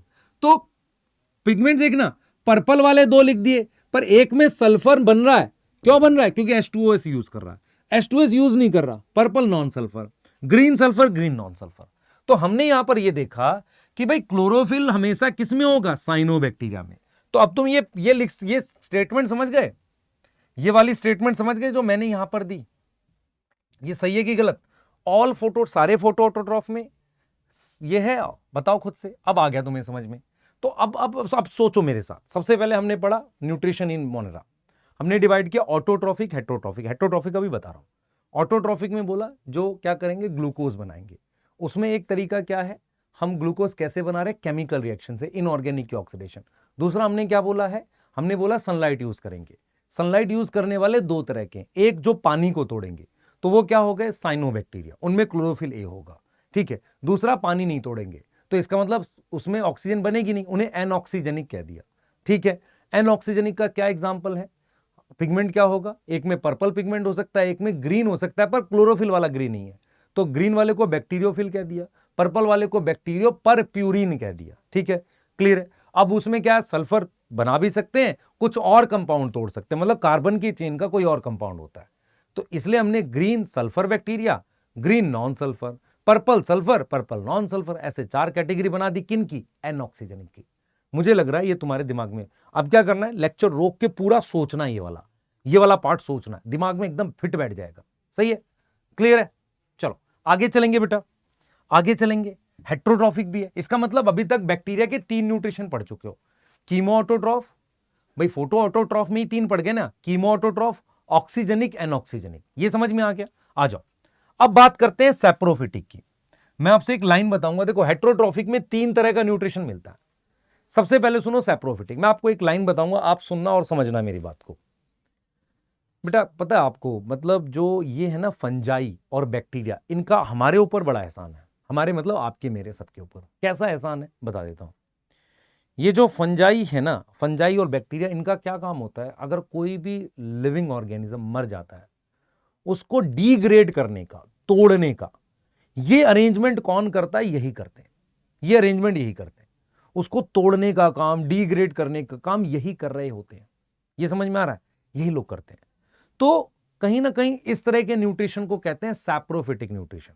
Saprophytic nutrition का मतलब क्या होता है कि कोई भी सेल अपने बाहर एंजाइम रिलीज करता है। क्या रिलीज करता है, एंजाइम। एंजाइम रिलीज करके वो क्या करेगा, कोई भी कॉम्प्लेक्स ऑर्गेनिक चीज को क्या करेगा, कॉम्प्लेक्स ऑर्गेनिक को कन्वर्ट करेगा सिंपल ऑर्गेनिक में। जैसे मान लो सेलुलोज को तोड़ दिया ग्लूकोज में, सिंपल ऑर्गेनिक जैसे कि ग्लूकोज। अब उस ग्लूकोज को एब्जॉर्ब कर लेगा, उसको क्या करेगा, एब्जॉर्ब करेगा। इस तरह के न्यूट्रिशन को हम सैप्रोफिटिक कहते हैं। तो सैप्रोफिटिक में क्या होता है, सबसे पहले डाइजेशन कैसा हो रहा है, सेल के बाहर एक्स्ट्रा सेलुलर डाइजेशन होता है। दूसरा पॉइंट ऑर्गेनिक चीज एब्जॉर्ब होती है। ऑटोट्रॉफिक में इनऑर्गेनिक जाती है सेल के अंदर, ऑर्गेनिक सब्सटेंस का क्या होता है, एब्जॉर्प्शन होता है। क्लियर है। और आपको एक बात जानकर हैरानी होगी, सबसे ज्यादा न्यूट्रिशन हमारे पास किस में मिलता है, मोस्ट टाइप ऑफ न्यूट्रिशन यही है। कौन से वाला, सैप्रोफिटिक। सबसे ज्यादा टाइप का न्यूट्रिशन बैक्टीरिया में यही मिलता है, सैप्रोफिटिक। आपको ऐसा पता चलेगा कि एक एग्जांपल है लैक्टोबैसिलस। लैक्टोबैसिलस क्या करता है, कर्ड को ब्रेक करता है, कर्ड को कन्वर्ट करता, मिल्क को कन्वर्ट करता है कर्ड में। तो इसका न्यूट्रिशन क्या है, सैप्रोफिटिक न्यूट्रिशन। वो मिल्क को क्या कर रहा है, एक तरीके से ब्रेक कर रहा है दूसरे ऑर्गेनिक कंपाउंड और उसको एब्जॉर्ब कर रहा है। तो ये क्या हो गया, सैप्रोफिटिक न्यूट्रिशन हो गया। क्या पॉइंट क्लियर है, कॉम्प्लेक्स ऑर्गेनिक चीज को सिंपल ऑर्गेनिक में ब्रेक करेगा और उसके बाद उसको क्या करेगा, एब्जॉर्ब कर लेगा। और सेल ने बाहर क्या रिलीज किया, एंजाइम, ठीक है। एक न्यूट्रिशन और होता है जिसे हम कहते हैं पैरासिटिक। पैरासिटिक में क्या होता है, कुछ बैक्टीरिया, सम बैक्टीरिया क्या करते हैं, एक्ट एज पैरासाइट। वो न्यूट्रिशन जिंदा चीज से लेते हैं, ठीक है। इसका मतलब act as parasite on living organism, क्योंकि वो लेंगे ऑर्गेनिक, लेकिन ऑर्गेनिक चीज लेंगे किससे, लिविंग से लेंगे। ऊपर में किस पर काम कर रहे हैं, डेड पे काम कर रहे हैं। किस पर काम कर रहे हैं, डेड ऑर्गेनिज्म पे काम कर रहे हैं। तो सैप्रोफिटिक और न्यूट्रिशन का मतलब ही यही है। ये किसको ब्रेक कर रहा है, ये ब्रेक कर रहा है, ब्रेक या डाइजेस्ट डेड ऑर्गेनिज्म। और ये सिर्फ ये नहीं करता, ये बेटा आप समझ के चलो कि आपके आसपास जो भी ऑर्गेनिज्म मर जाता है, अगर वो वहां पड़ा है 10 साल पड़ा थोड़ी रहेगा, बैक्टीरिया फंजाई उसको डाइजेस्ट कर देते हैं। सबसे ज्यादा बैक्टीरिया के अंदर सैप्रोफिटिक न्यूट्रिशन मिलता है। जैसे मान लो मैं कहूं आपके आसपास 100 लोग हैं, ठीक है, उनमें से 10 लोग जो हैं, 10 लोगों ने व्हाइट शर्ट पहन रखी है, 5 ने ब्लैक पहन रखी है, 3 ने रेड पहन रखी है, बाकी सब ने ग्रीन। तो मैं ये बोलूंगा ना यार, जो ब्लैक रेड व्हाइट नहीं है वो सारे ग्रीन है।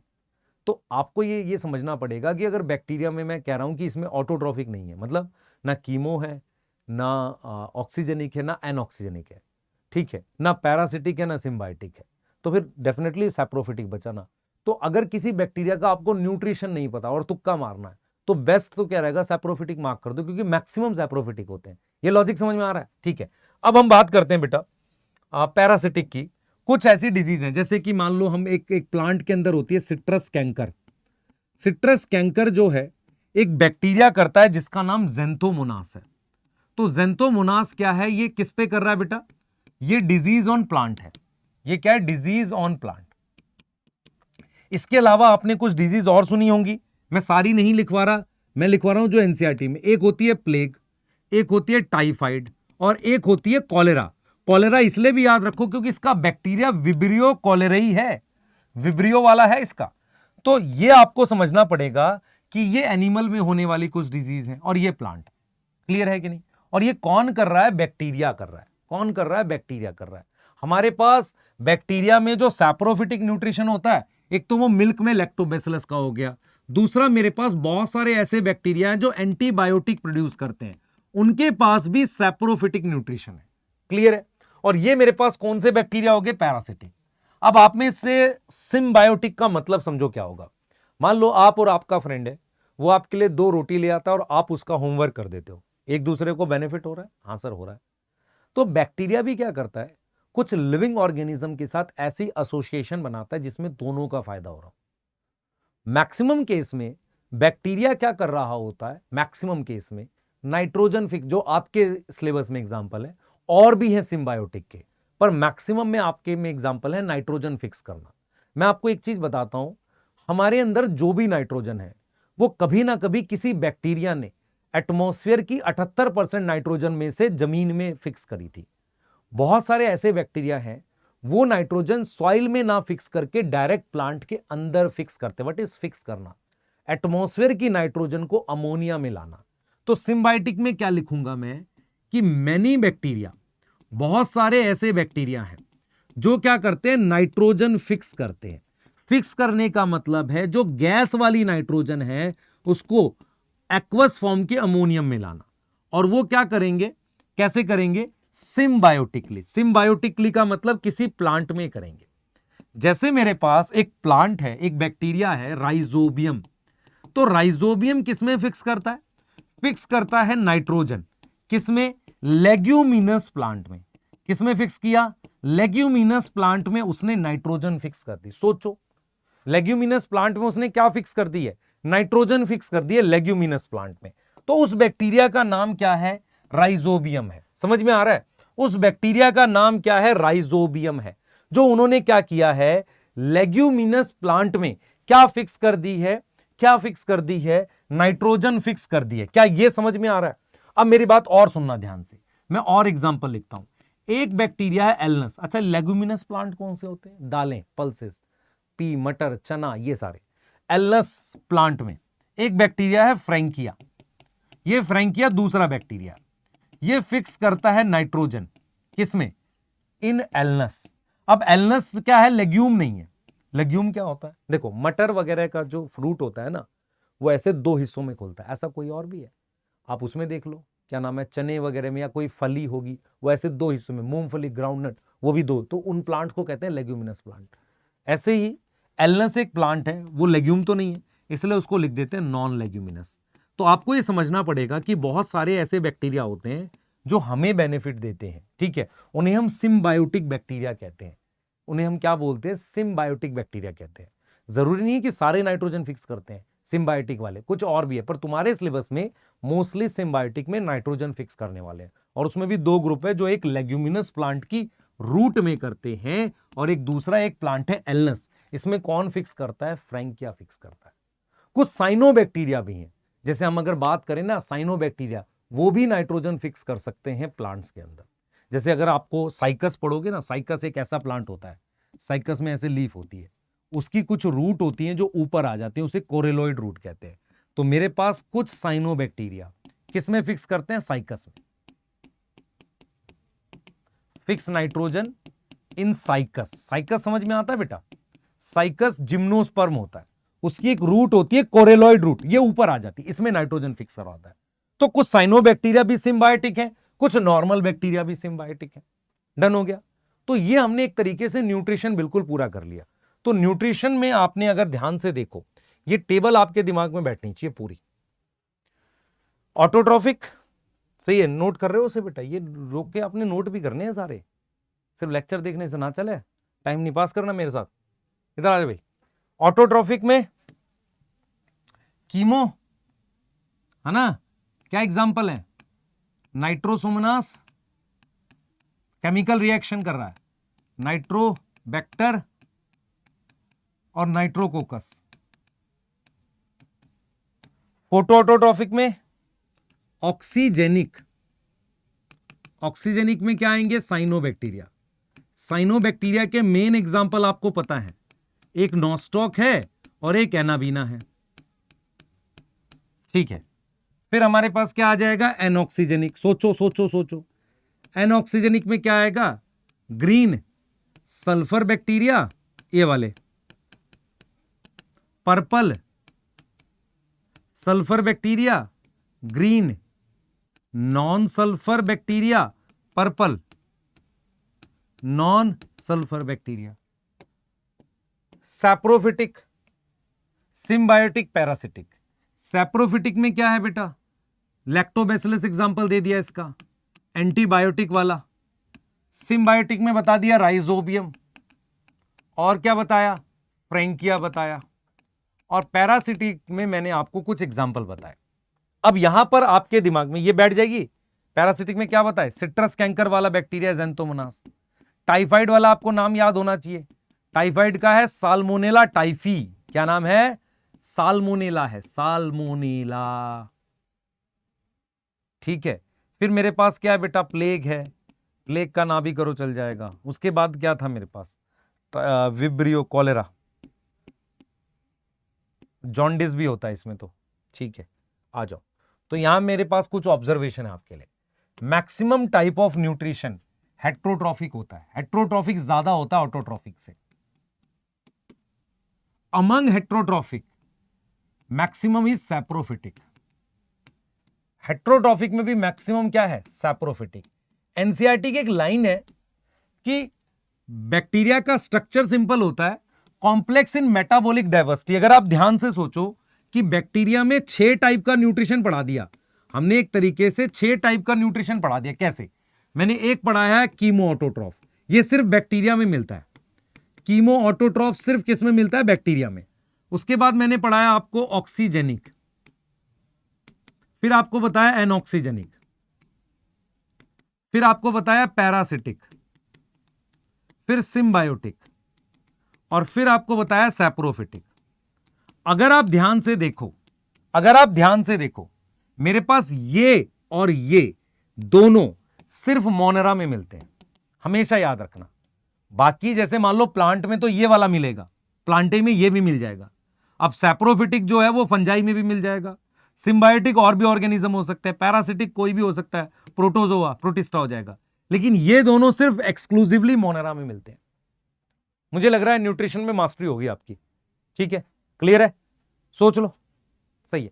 तो आगे चलेंगे बेटा, आगे चलेंगे, और ये लाइनें आपको क्लियर है। देखो, अगर कहता है कि सिंपल स्ट्रक्चर है, they are complex in behaviour, metabolic diversity है, ठीक है, एक्सटेंसिव मेटाबॉलिक, मतलब अलग अलग टाइप का न्यूट्रिशन मिलता है, ठीक है।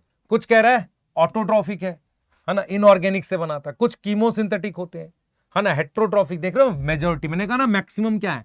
हेट्रोट्रॉफिक है, और उसमें भी सैप्रोफिटिक है। क्लियर है ये चीज? तो they depend on other, they depend on other for dead organic matter for food. Clear है? अब आ जाओ रिप्रोडक्शन इन मोनेरा, ठीक है। हम बात कर रहे हैं रिप्रोडक्शन इन मोनेरा की, अगला टॉपिक है हमारे पास, ठीक है। पर उससे पहले बेटा हम लोग चाहें तो न्यूट्रिशन देख सकते हैं एक बार और आगे। ये देखो हेट्रोट्रॉफिक बैक्टीरिया वाला मोस्ट अबंडेंट है, सबसे ज्यादा हेट्रोट्रॉफिक है। डीकंपोजर मतलब सैप्रोफिटिक, उनमें भी सबसे ज्यादा saprophytic. Human affair, making curd, antibiotic, nitrogen fix, ये सारे हेट्रोट्रॉफिक हैं कि नहीं, बताओ। ठीक है, सम आर पैथोजेनिक, डिजीज कर रहे हैं, है ना, typhoid, tetanus, citrus canker, cholera, है ना, प्लेग भी होता है, जॉन्डिस भी होगा, तो सिट्रस कैंकर हो गया। ठीक है, जॉन्डिस नहीं को प्लेग वो लिख सकते हो। बैक्टीरिया रिप्रोड्यूस वो तो आगे करेंगे, क्लियर है, ये चीजें हमने कर ली। अब बात करते हैं बैक्टीरिया के रिप्रोडक्शन की, आ जाओ। अब डिस्कशन करेंगे कि बैक्टीरिया में रिप्रोडक्शन कैसे होता है।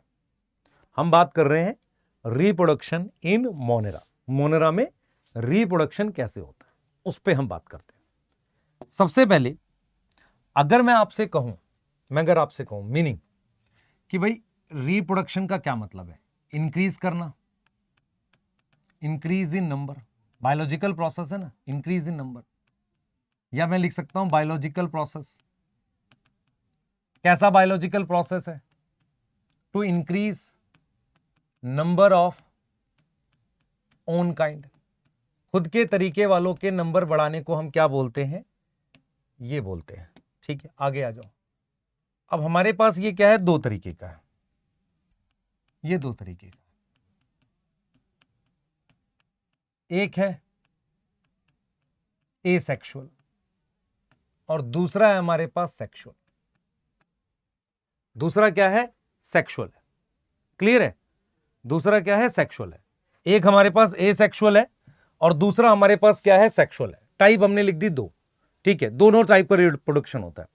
ठीक है, मैं आपको फिर रिपीट कर रहा हूं, रिप्रोडक्शन का टॉपिक इंपॉर्टेंट है, इससे क्वेश्चन आते हैं। मोनेरा में आपने समझना है कि यार दोनों तरह का रिप्रोडक्शन होता है, एसेक्सुअल भी होता है, सेक्सुअल भी होता है।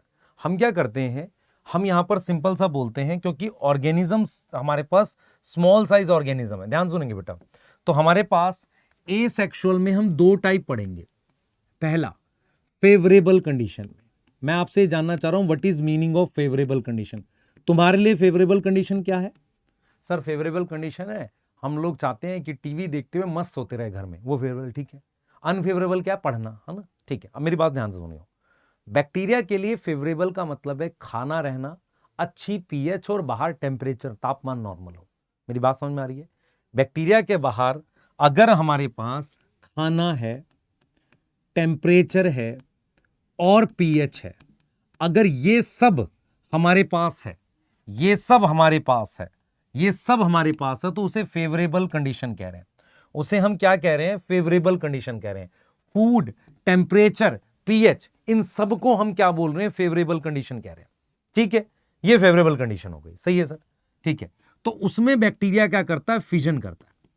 बैक्टीरिया क्या करेगा, फिजन।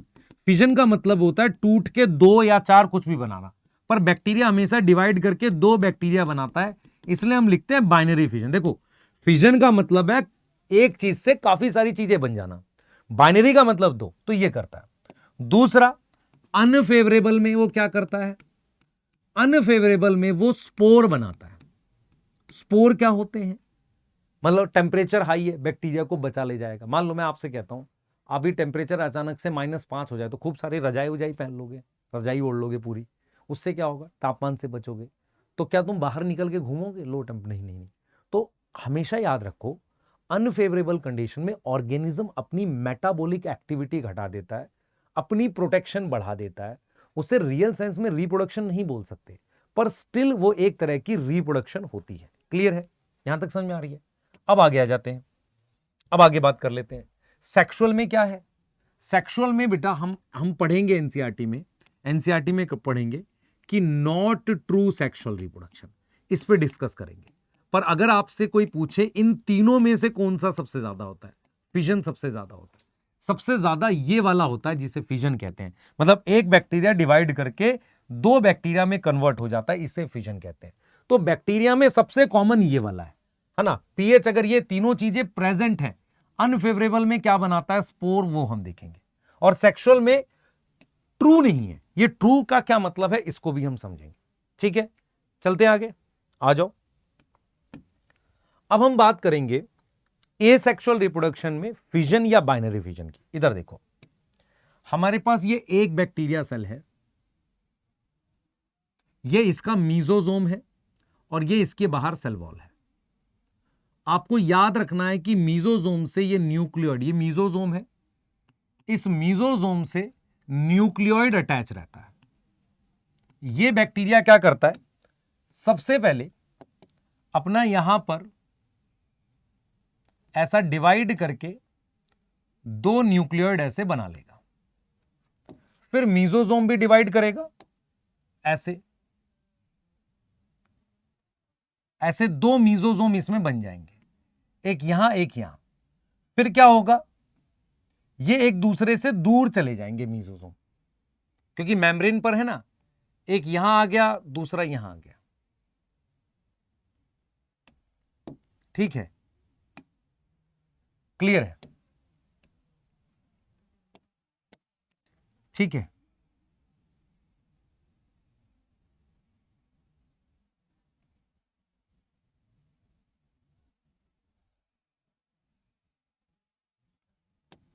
ध्यान दो,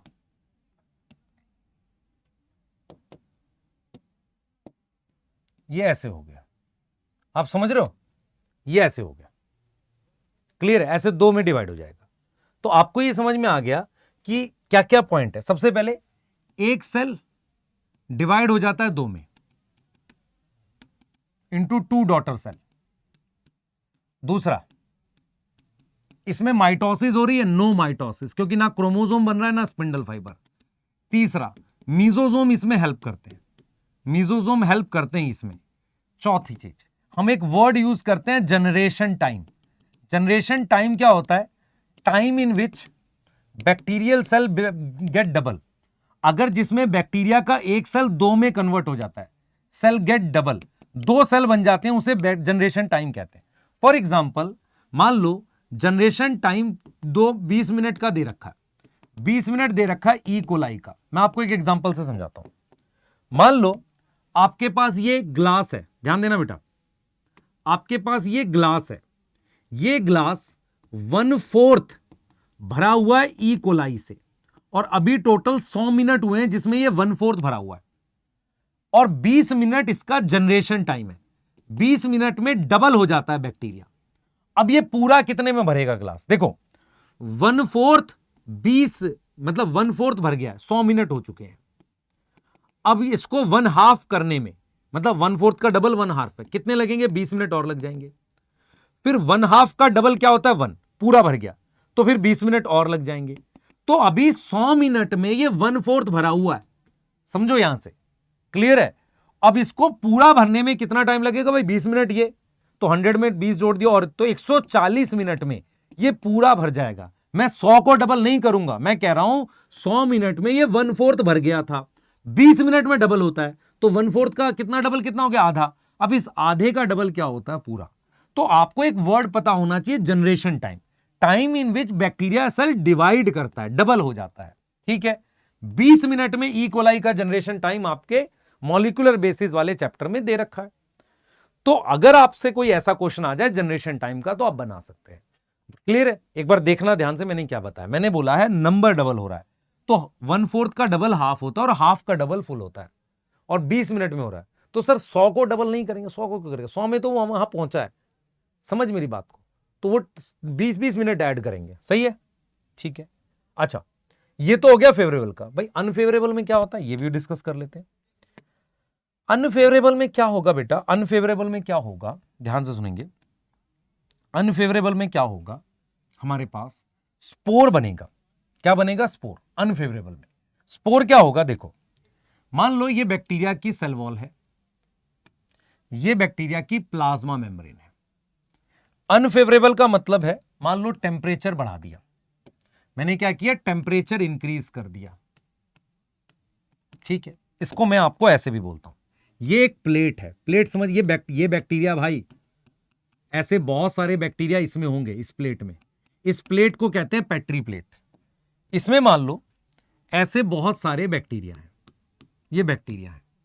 अगर मैं टेम्परेचर बढ़ाऊंगा, तो टेम्परेचर इंक्रीज करके मान लो मैं 100 डिग्री सेल्सियस लाया, काफी सारे बैक्टीरिया मर जाते हैं। भाई टेम्परेचर बढ़ाने से क्या होगा, सारे थोड़ी बचेंगे, काफी सारे बैक्टीरिया किल हो जाते हैं, बट सम बैक्टीरिया क्या बना लेते हैं, स्पोर। क्या बनाते हैं, स्पोर। अच्छा, स्पोर कैसा बनता है, सुनो। जैसे ये बैक्टीरिया है, इस बैक्टीरिया के अंदर प्लाज्मा मेम्ब्रेन इतनी कम जगह में आ जाती है और न्यूक्लियोइड वगैरह यहां ऐसे। तो स्पोर क्या होता है, एक तरह का प्रोटेक्टिव स्ट्रक्चर होता है। कैसा होता है, प्रोटेक्टिव स्ट्रक्चर होता है। और बैक्टीरिया क्या करता है, कैन सर्वाइव फॉर ईयर्स तक ऐसे सर्वाइव कर सकता है। बैक्टीरिया क्या कर सकता है, ईयर्स तक, सालों तक ऐसे सर्वाइव करता है। अगर आप ध्यान से देखोगे ये जो स्ट्रक्चर बना है, ये एक तरीके से क्या हुआ, ये जो प्लाज्मा मेम्ब्रेन की चीज थी अंदर की, ये इतनी जगह में आ गई और ये बाहर सब प्रोटेक्टिव स्ट्रक्चर बन गया। इसे हम बोलेंगे स्पोर बनना। और जैसे ही फेवरेबल कंडीशन आएगी, ये स्पोर जो है यहां से रिलीज होकर एक प्रॉपर बैक्टीरिया की फॉर्म में ये आ जाएगा बाहर की तरफ। आपको समझ में आ रहा है, ये बाहर आ जाएगा। तो इस तरीके से होता है। तो आपको मैं ये इसलिए बता रहा हूं कि जैसे मान लो यहां पर 1000 बैक्टीरिया है, तो उस 1000 में से मान लो सिर्फ 20 थे जिन्होंने स्पोर फॉर्म किया। अब ये स्पोर कहां बन रहा है, अंदर बन रहा है। तो इस स्पोर को एंडोस्पोर बोलेंगे। मैं फिर रिपीट कर रहा हूं, ये बैक्टीरिया है, टेम्परेचर बढ़ाने को हम कौन सी कंडीशन कहेंगे, अनफेवरेबल।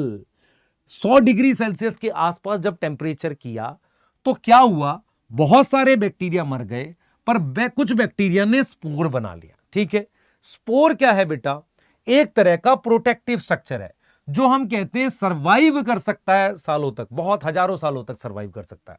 जब फेवरेबल कंडीशन आएगी, मतलब कंडीशन फिर से ठीक हो जाएगी, तो ये स्पोर रिलीज होकर एक प्रॉपर बैक्टीरिया में ग्रो कर जाएगा। सर ये रिप्रोडक्शन तो नहीं हुई, एक तरीके से नहीं है, पर हम इसे मान लेते हैं प्रॉपर बैक्टीरिया की फॉर्म में ऐसे ग्रो कर जाएगा। हमारे पास क्या है बेटा, नोट में लिख रहा हूं, 2 ऐसे जीनस होते हैं, एक होता है क्लॉस्ट्रीडियम और एक जीनस समझ में आता है, स्पीसीज और जीनस वाला।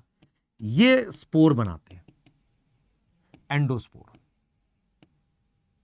और बैसिलस बनाता है, ये तो एनसीईआरटी में दे रखा है। सर नहीं दे रखा, दे रखा है, ये देख डायग्राम। मैंने कहा था ना डायग्राम में एक चीज बताऊंगा। तो बैसिलस और ये बनाते हैं, ये देख, ये डायग्राम में जो दिख रहा है तेरे को स्पोर, ये रहा है कि नहीं। तो इसे एंडोस्पोर कहते हैं। इसे कौन सा स्पोर बोलेंगे, एंडोस्पोर बोलेंगे। डन है, सही है सर। तो आ जाओ, ठीक है, क्लियर हो गया। तो हमने क्या बता दिया बेटा आपको, एसेक्सुअल रिप्रोडक्शन बता दिया। अब मैं चाहूंगा कि आप सेक्सुअल रिप्रोडक्शन के बारे में जाने बैक्टीरिया के। ठीक है, सेक्सुअल रिप्रोडक्शन के बारे में सबसे पहले आप मुझे बताओ कि अगर आप सेक्सुअल रिप्रोडक्शन आपने 9th-10th में पढ़ा था, क्लास 11th वालों की बात कर रहा हूं या इवन ड्रॉपर वालों की, आपने क्या पढ़ा हुआ है? आपने ये पढ़ा हुआ है सेक्सुअल रिप्रोडक्शन में गैमेट्स वेमेट्स बनते हैं, जाइगोट बन जाता है। ठीक है, ये पढ़ा हुआ है। पर अगर मैं रियल सेंस में आपसे जानने की कोशिश करूं, सेक्सुअल रिप्रोडक्शन बनी किस लिए थी? वेरिएशन के लिए। तो सेक्सुअल रिप्रोडक्शन क्या होता है, बेसिकली वेरिएशन लाता है। तो अगर मैं देखूं सेक्सुअल रिप्रोडक्शन जो होता है उसमें क्या होता है, मेनली वेरिएशन प्रोड्यूस होती है। क्या आती है, वेरिएशन। वेरिएशन मतलब जो डॉटर सेल बनता है या जो भी चीज बनती है वो पेरेंट से अलग है। क्लियर है? सेक्सुअल रिप्रोडक्शन में होता क्या है, हमारे पास गैमेट्स फ्यूज करके, fuse to form new organism. ध्यान से सुनना, गैमेट्स फ्यूज करते हैं। पर बैक्टीरिया में क्या है, सुनना ध्यान से। बैक्टीरिया में हम ये मानते हैं, ध्यान सुने, हम बैक्टीरिया में मानते हैं कि सम प्रिमिटिव मेथड है। प्रिमिटिव मतलब कुछ पुराना मेथड है ऑफ सेक्सुअल रिप्रोडक्शन। पुराने मेथड का क्या मतलब है, जरा सोचो, सोचो, दिमाग लगाओ। बैक्टीरिया में मानते हैं कि जैसे ये सेल है, अगर इसमें बाहर से ये डीएनए है, अगर इसमें बाहर से कोई डीएनए एंटर करेगा, इसमें क्या होगा, any DNA enter from outside, enter from outside, तो क्या होगा, एंटर फ्रॉम आउटसाइड, अगर कोई डीएनए एंटर करेगा, ध्यान से सुनेंगे बेटा, बाहर से कोई डीएनए एंटर करेगा,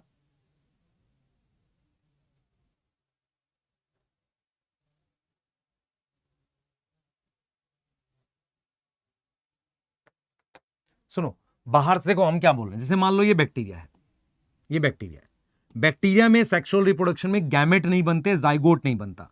पर बाहर से, ध्यान सुने बेटा, अगर बाहर से कोई डीएनए एंटर करता है, सुनो, जैसे बैक्टीरिया है, ये कोई डीएनए है, अगर ये डीएनए बैक्टीरिया में बाहर से ऐसे एंटर कर जाएगा तो वेरिएशन आ जाएगी, तो उससे हम सेक्सुअल रिप्रोडक्शन मान लेते हैं। हम ये मानते हैं कि any DNA enter from outside considered, उसको कंसीडर करते हैं सेक्सुअल रिप्रोडक्शन। क्या मेरी बात समझ में आ रही है? उसको हम मान लेते हैं कि वो सेक्सुअल रिप्रोडक्शन है, उसको हम मान लेते हैं, तो उसको हम कहते हैं सेक्सुअल रिप्रोडक्शन। अब ध्यान से देखना, फीचर क्या है सेक्सुअल रिप्रोडक्शन के? What is feature of sexual reproduction? मान लो हम बात करते हैं, सबसे पहले गैमेट्स बनते हैं। गैमेट्स बनते हैं कि नहीं सेक्सुअल रिप्रोडक्शन में? ठीक है। दूसरा, गैमेट फ्यूज करते हैं, यह भी होता है सेक्सुअल रिप्रोडक्शन में। तीसरा, ये बैक्टीरिया की बात कर रहा हूं मैं, जनरल बात कर रहा हूं, जाइगोट फॉर्म होता है, सेक्स ऑर्गन होते हैं,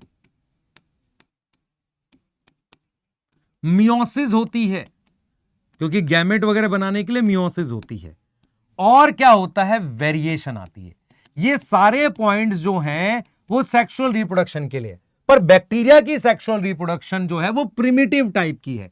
प्रिमिटिव में क्या होता है, ध्यान सुनेंगे, बैक्टीरिया में क्या गैमेट्स बनेंगे? नहीं बनेंगे। क्या जाइगोट बनेगा? नहीं बनेगा। ठीक है, क्लियर है, यह भी नहीं होगा। क्या सेक्स ऑर्गन होते हैं, सिंगल सेल है, मियोसिस होगी? नहीं, सिर्फ वेरिएशन आती है। तो बैक्टीरिया में सिर्फ वेरिएशन आती है, समझ लो ध्यान से। और वेरिएशन कैसे आती है? किसी तरीके से बाहर से कोई डीएनए एंटर करता है दूसरे बैक्टीरिया का, उसे हम सेक्सुअल रिप्रोडक्शन मानते हैं। इसलिए एनसीईआरटी कहती है कि बैक्टीरिया में ट्रू सेक्सुअल रिप्रोडक्शन नहीं होता, पर होता है। कैसा होता है? प्रिमिटिव टाइप, जिसमें बाहर से कोई डीएनए एंटर करके बैक्टीरिया जो है बेटा हमारे पास, वो क्या है, सेक्सुअल रिप्रोडक्शन शो करता है। हम अगर हायर क्लासेस में भी पढ़ाते हैं, आपको तीन तरह का पढ़ाते हैं। एक हम पढ़ाते हैं ट्रांसफॉर्मेशन, एक हम पढ़ाते हैं ट्रांसडक्शन, और एक हम पढ़ाते हैं कॉन्जुगेशन। ये तीन तरह का सेक्सुअल रिप्रोडक्शन बैक्टीरिया में होता है। ये तुम्हारी एनसीईआरटी में किसी और चैप्टर में दे रखा है, यहां नहीं दे रखा। लेकिन ट्रांसफॉर्मेशन का मतलब समझो। मान लो ये तुमने एक बीकर बना रखा है और ये तुम्हारे पास बैक्टीरिया है जिसका अपना न्यूक्लियोइड है। अब बीकर में जो भी लिक्विड होगा उसे बोलोगे मीडियम। इस मीडियम में अगर ये डीएनए है, समझो ध्यान से, क्या है ये डीएनए है। एक सेकंड दो बेटा, चलिए बेटा देखिए ध्यान से। देखो सबसे पहले समझो, एक होता है ट्रांसफॉर्मेशन। आपने मूवी देखी थी ट्रांसफॉर्म, मतलब बदल जाना, गाड़ी से वो रोबोट बन जाता था। इसका मतलब क्या होगा, अगर कोई डीएनए मीडियम से एंटर करता है सेल में, उसमें क्या बदल गया, जीनोटाइप। जीनोटाइप मतलब उसमें जीन का बदलाव हुआ और फिनोटाइप का। तो इसमें लिखेंगे some DNA enter from medium, enter from medium, है कि नहीं? उससे क्या हुआ, change in genotype and phenotype. क्या क्या चेंज हुआ है? जीनोटाइप में और फिनोटाइप में, दोनों में चेंज हो गया। क्लियर है? अब ट्रांसडक्शन क्या होता है वो सुनो। ट्रांसडक्शन क्या होता है बेटा, जैसे मान लो ये बैक्टीरिया है, ठीक है, कुछ बैक्टीरिया को वायरस अटैक करता है, ये वायरस है, इस वायरस ने इस बैक्टीरिया को अटैक किया। इस वायरस के पास ये अपना डीएनए था, लेकिन इसमें किसी दूसरे बैक्टीरिया का भी डीएनए होता है।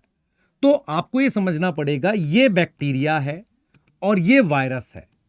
वायरस क्या करेगा, किसी दूसरे बैक्टीरिया का, अनदर बैक्टीरिया का डीएनए ट्रांसफर कर दे। अनदर बैक्टीरिया का डीएनए कौन ट्रांसफर कर रहा है? वायरस के थ्रू हो रहा है। तो ट्रांसडक्शन का मतलब है कि वायरस क्या करेगा, transfer DNA of other bacteria. ऐसा क्यों करेगा? बाय मिस्टेक हो रहा है, नहीं तो वो अपना डीएनए ही डाल रहा था उसमें बैक्टीरिया में, तो उसे ट्रांसडक्शन कहते हैं। तीसरा हमारे पास कॉन्जुगेशन होता है। ये हमने पढ़ाया भी था सेल वाले चैप्टर में कि दो बैक्टीरिया के बीच में एक पिलाई होती है बेटा। पिलाई का मतलब होता है, सेक्स पिलाई होती है जिससे एक ट्यूब बनती है, और इस बैक्टीरिया का प्लाज्मिड वो इस बैक्टीरिया में आ जाता है, ये इस बैक्टीरिया में आ जाता है। ये समझ में आ रहा है? तो ये जो प्लाज्मिड है वो इसमें चला गया ऐसे। क्लियर है? यहां तक समझ में आ रहा है? इसमें चला गया। तो ये आपको समझना पड़ेगा कि मेरे पास ये बैक्टीरिया है और ये बैक्टीरिया है, समझो, और प्लाज्मिड जो है, इसका प्लाज्मिड इसमें आ गया, क्लियर है कि नहीं, इसका प्लाज्मिड इसमें आ गया। तो कॉन्जुगेशन का मतलब है कि plasmid of one bacteria enter into another, एक बैक्टीरिया का प्लाज्मिड दूसरे में चला जाए। तो आप अगर ध्यान से देखो, यहां पर भी ये बैक्टीरिया का डीएनए मीडियम से जा रहा है, इसे ट्रांसफॉर्मेशन कह रहे हैं। ट्रांसडक्शन में क्या हो रहा है, वायरस की मदद से जा रहा है। कॉन्जुगेशन में क्या हो रहा है, बैक्टीरिया से बैक्टीरिया में जा रहा है डीएनए। तो ये तीन तरह के, और हमने बोला भी है ना, अगर कहीं से कोई डीएनए आ जाए बैक्टीरिया में, उसे सेक्सुअल रिप्रोडक्शन मानेंगे, क्योंकि वेरिएशन आ रही है। लॉजिक क्लियर है, सही है। तो ये हमने बेटा जो टॉपिक बताए हैं, इनको आप करेंगे, ठीक है, इनको करेंगे। और ना आप इसको रीड भी कर सकते हैं, बैक्टीरिया में यहाँ पे दे रखा है, लास्ट में जाएंगे, देख लो रिप्रोडक्शन को, देखो इतना लिखा हुआ है, मेनली बाय फिजन, अनफेवरेबल में स्पोर बनते हैं, sexual reproduction, primitive type of DNA transfer दिख रहा है ये, है ना, क्लियर है, ये चीज कर सकते हैं।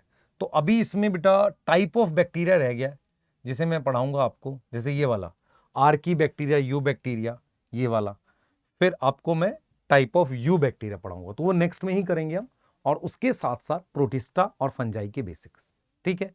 तो ये लेक्चर बेटा आपके लिए जो था, ये एकदम शानदार था, और कुछ मैं होमवर्क भी छोड़ूंगा आपको इसमें, एक दो क्वेश्चंस, वो आप चैट में मुझे आंसर देंगे, ठीक है, डन है, क्लियर है। तो नेक्स्ट लेक्चर में मिलते हैं, बायोलॉजिकल क्लासिफिकेशन के लेक्चर नंबर 2 संजीवनी बैच में। प्रॉपर देखिए, प्रॉपर सॉल्व करिए। Best of luck, bye.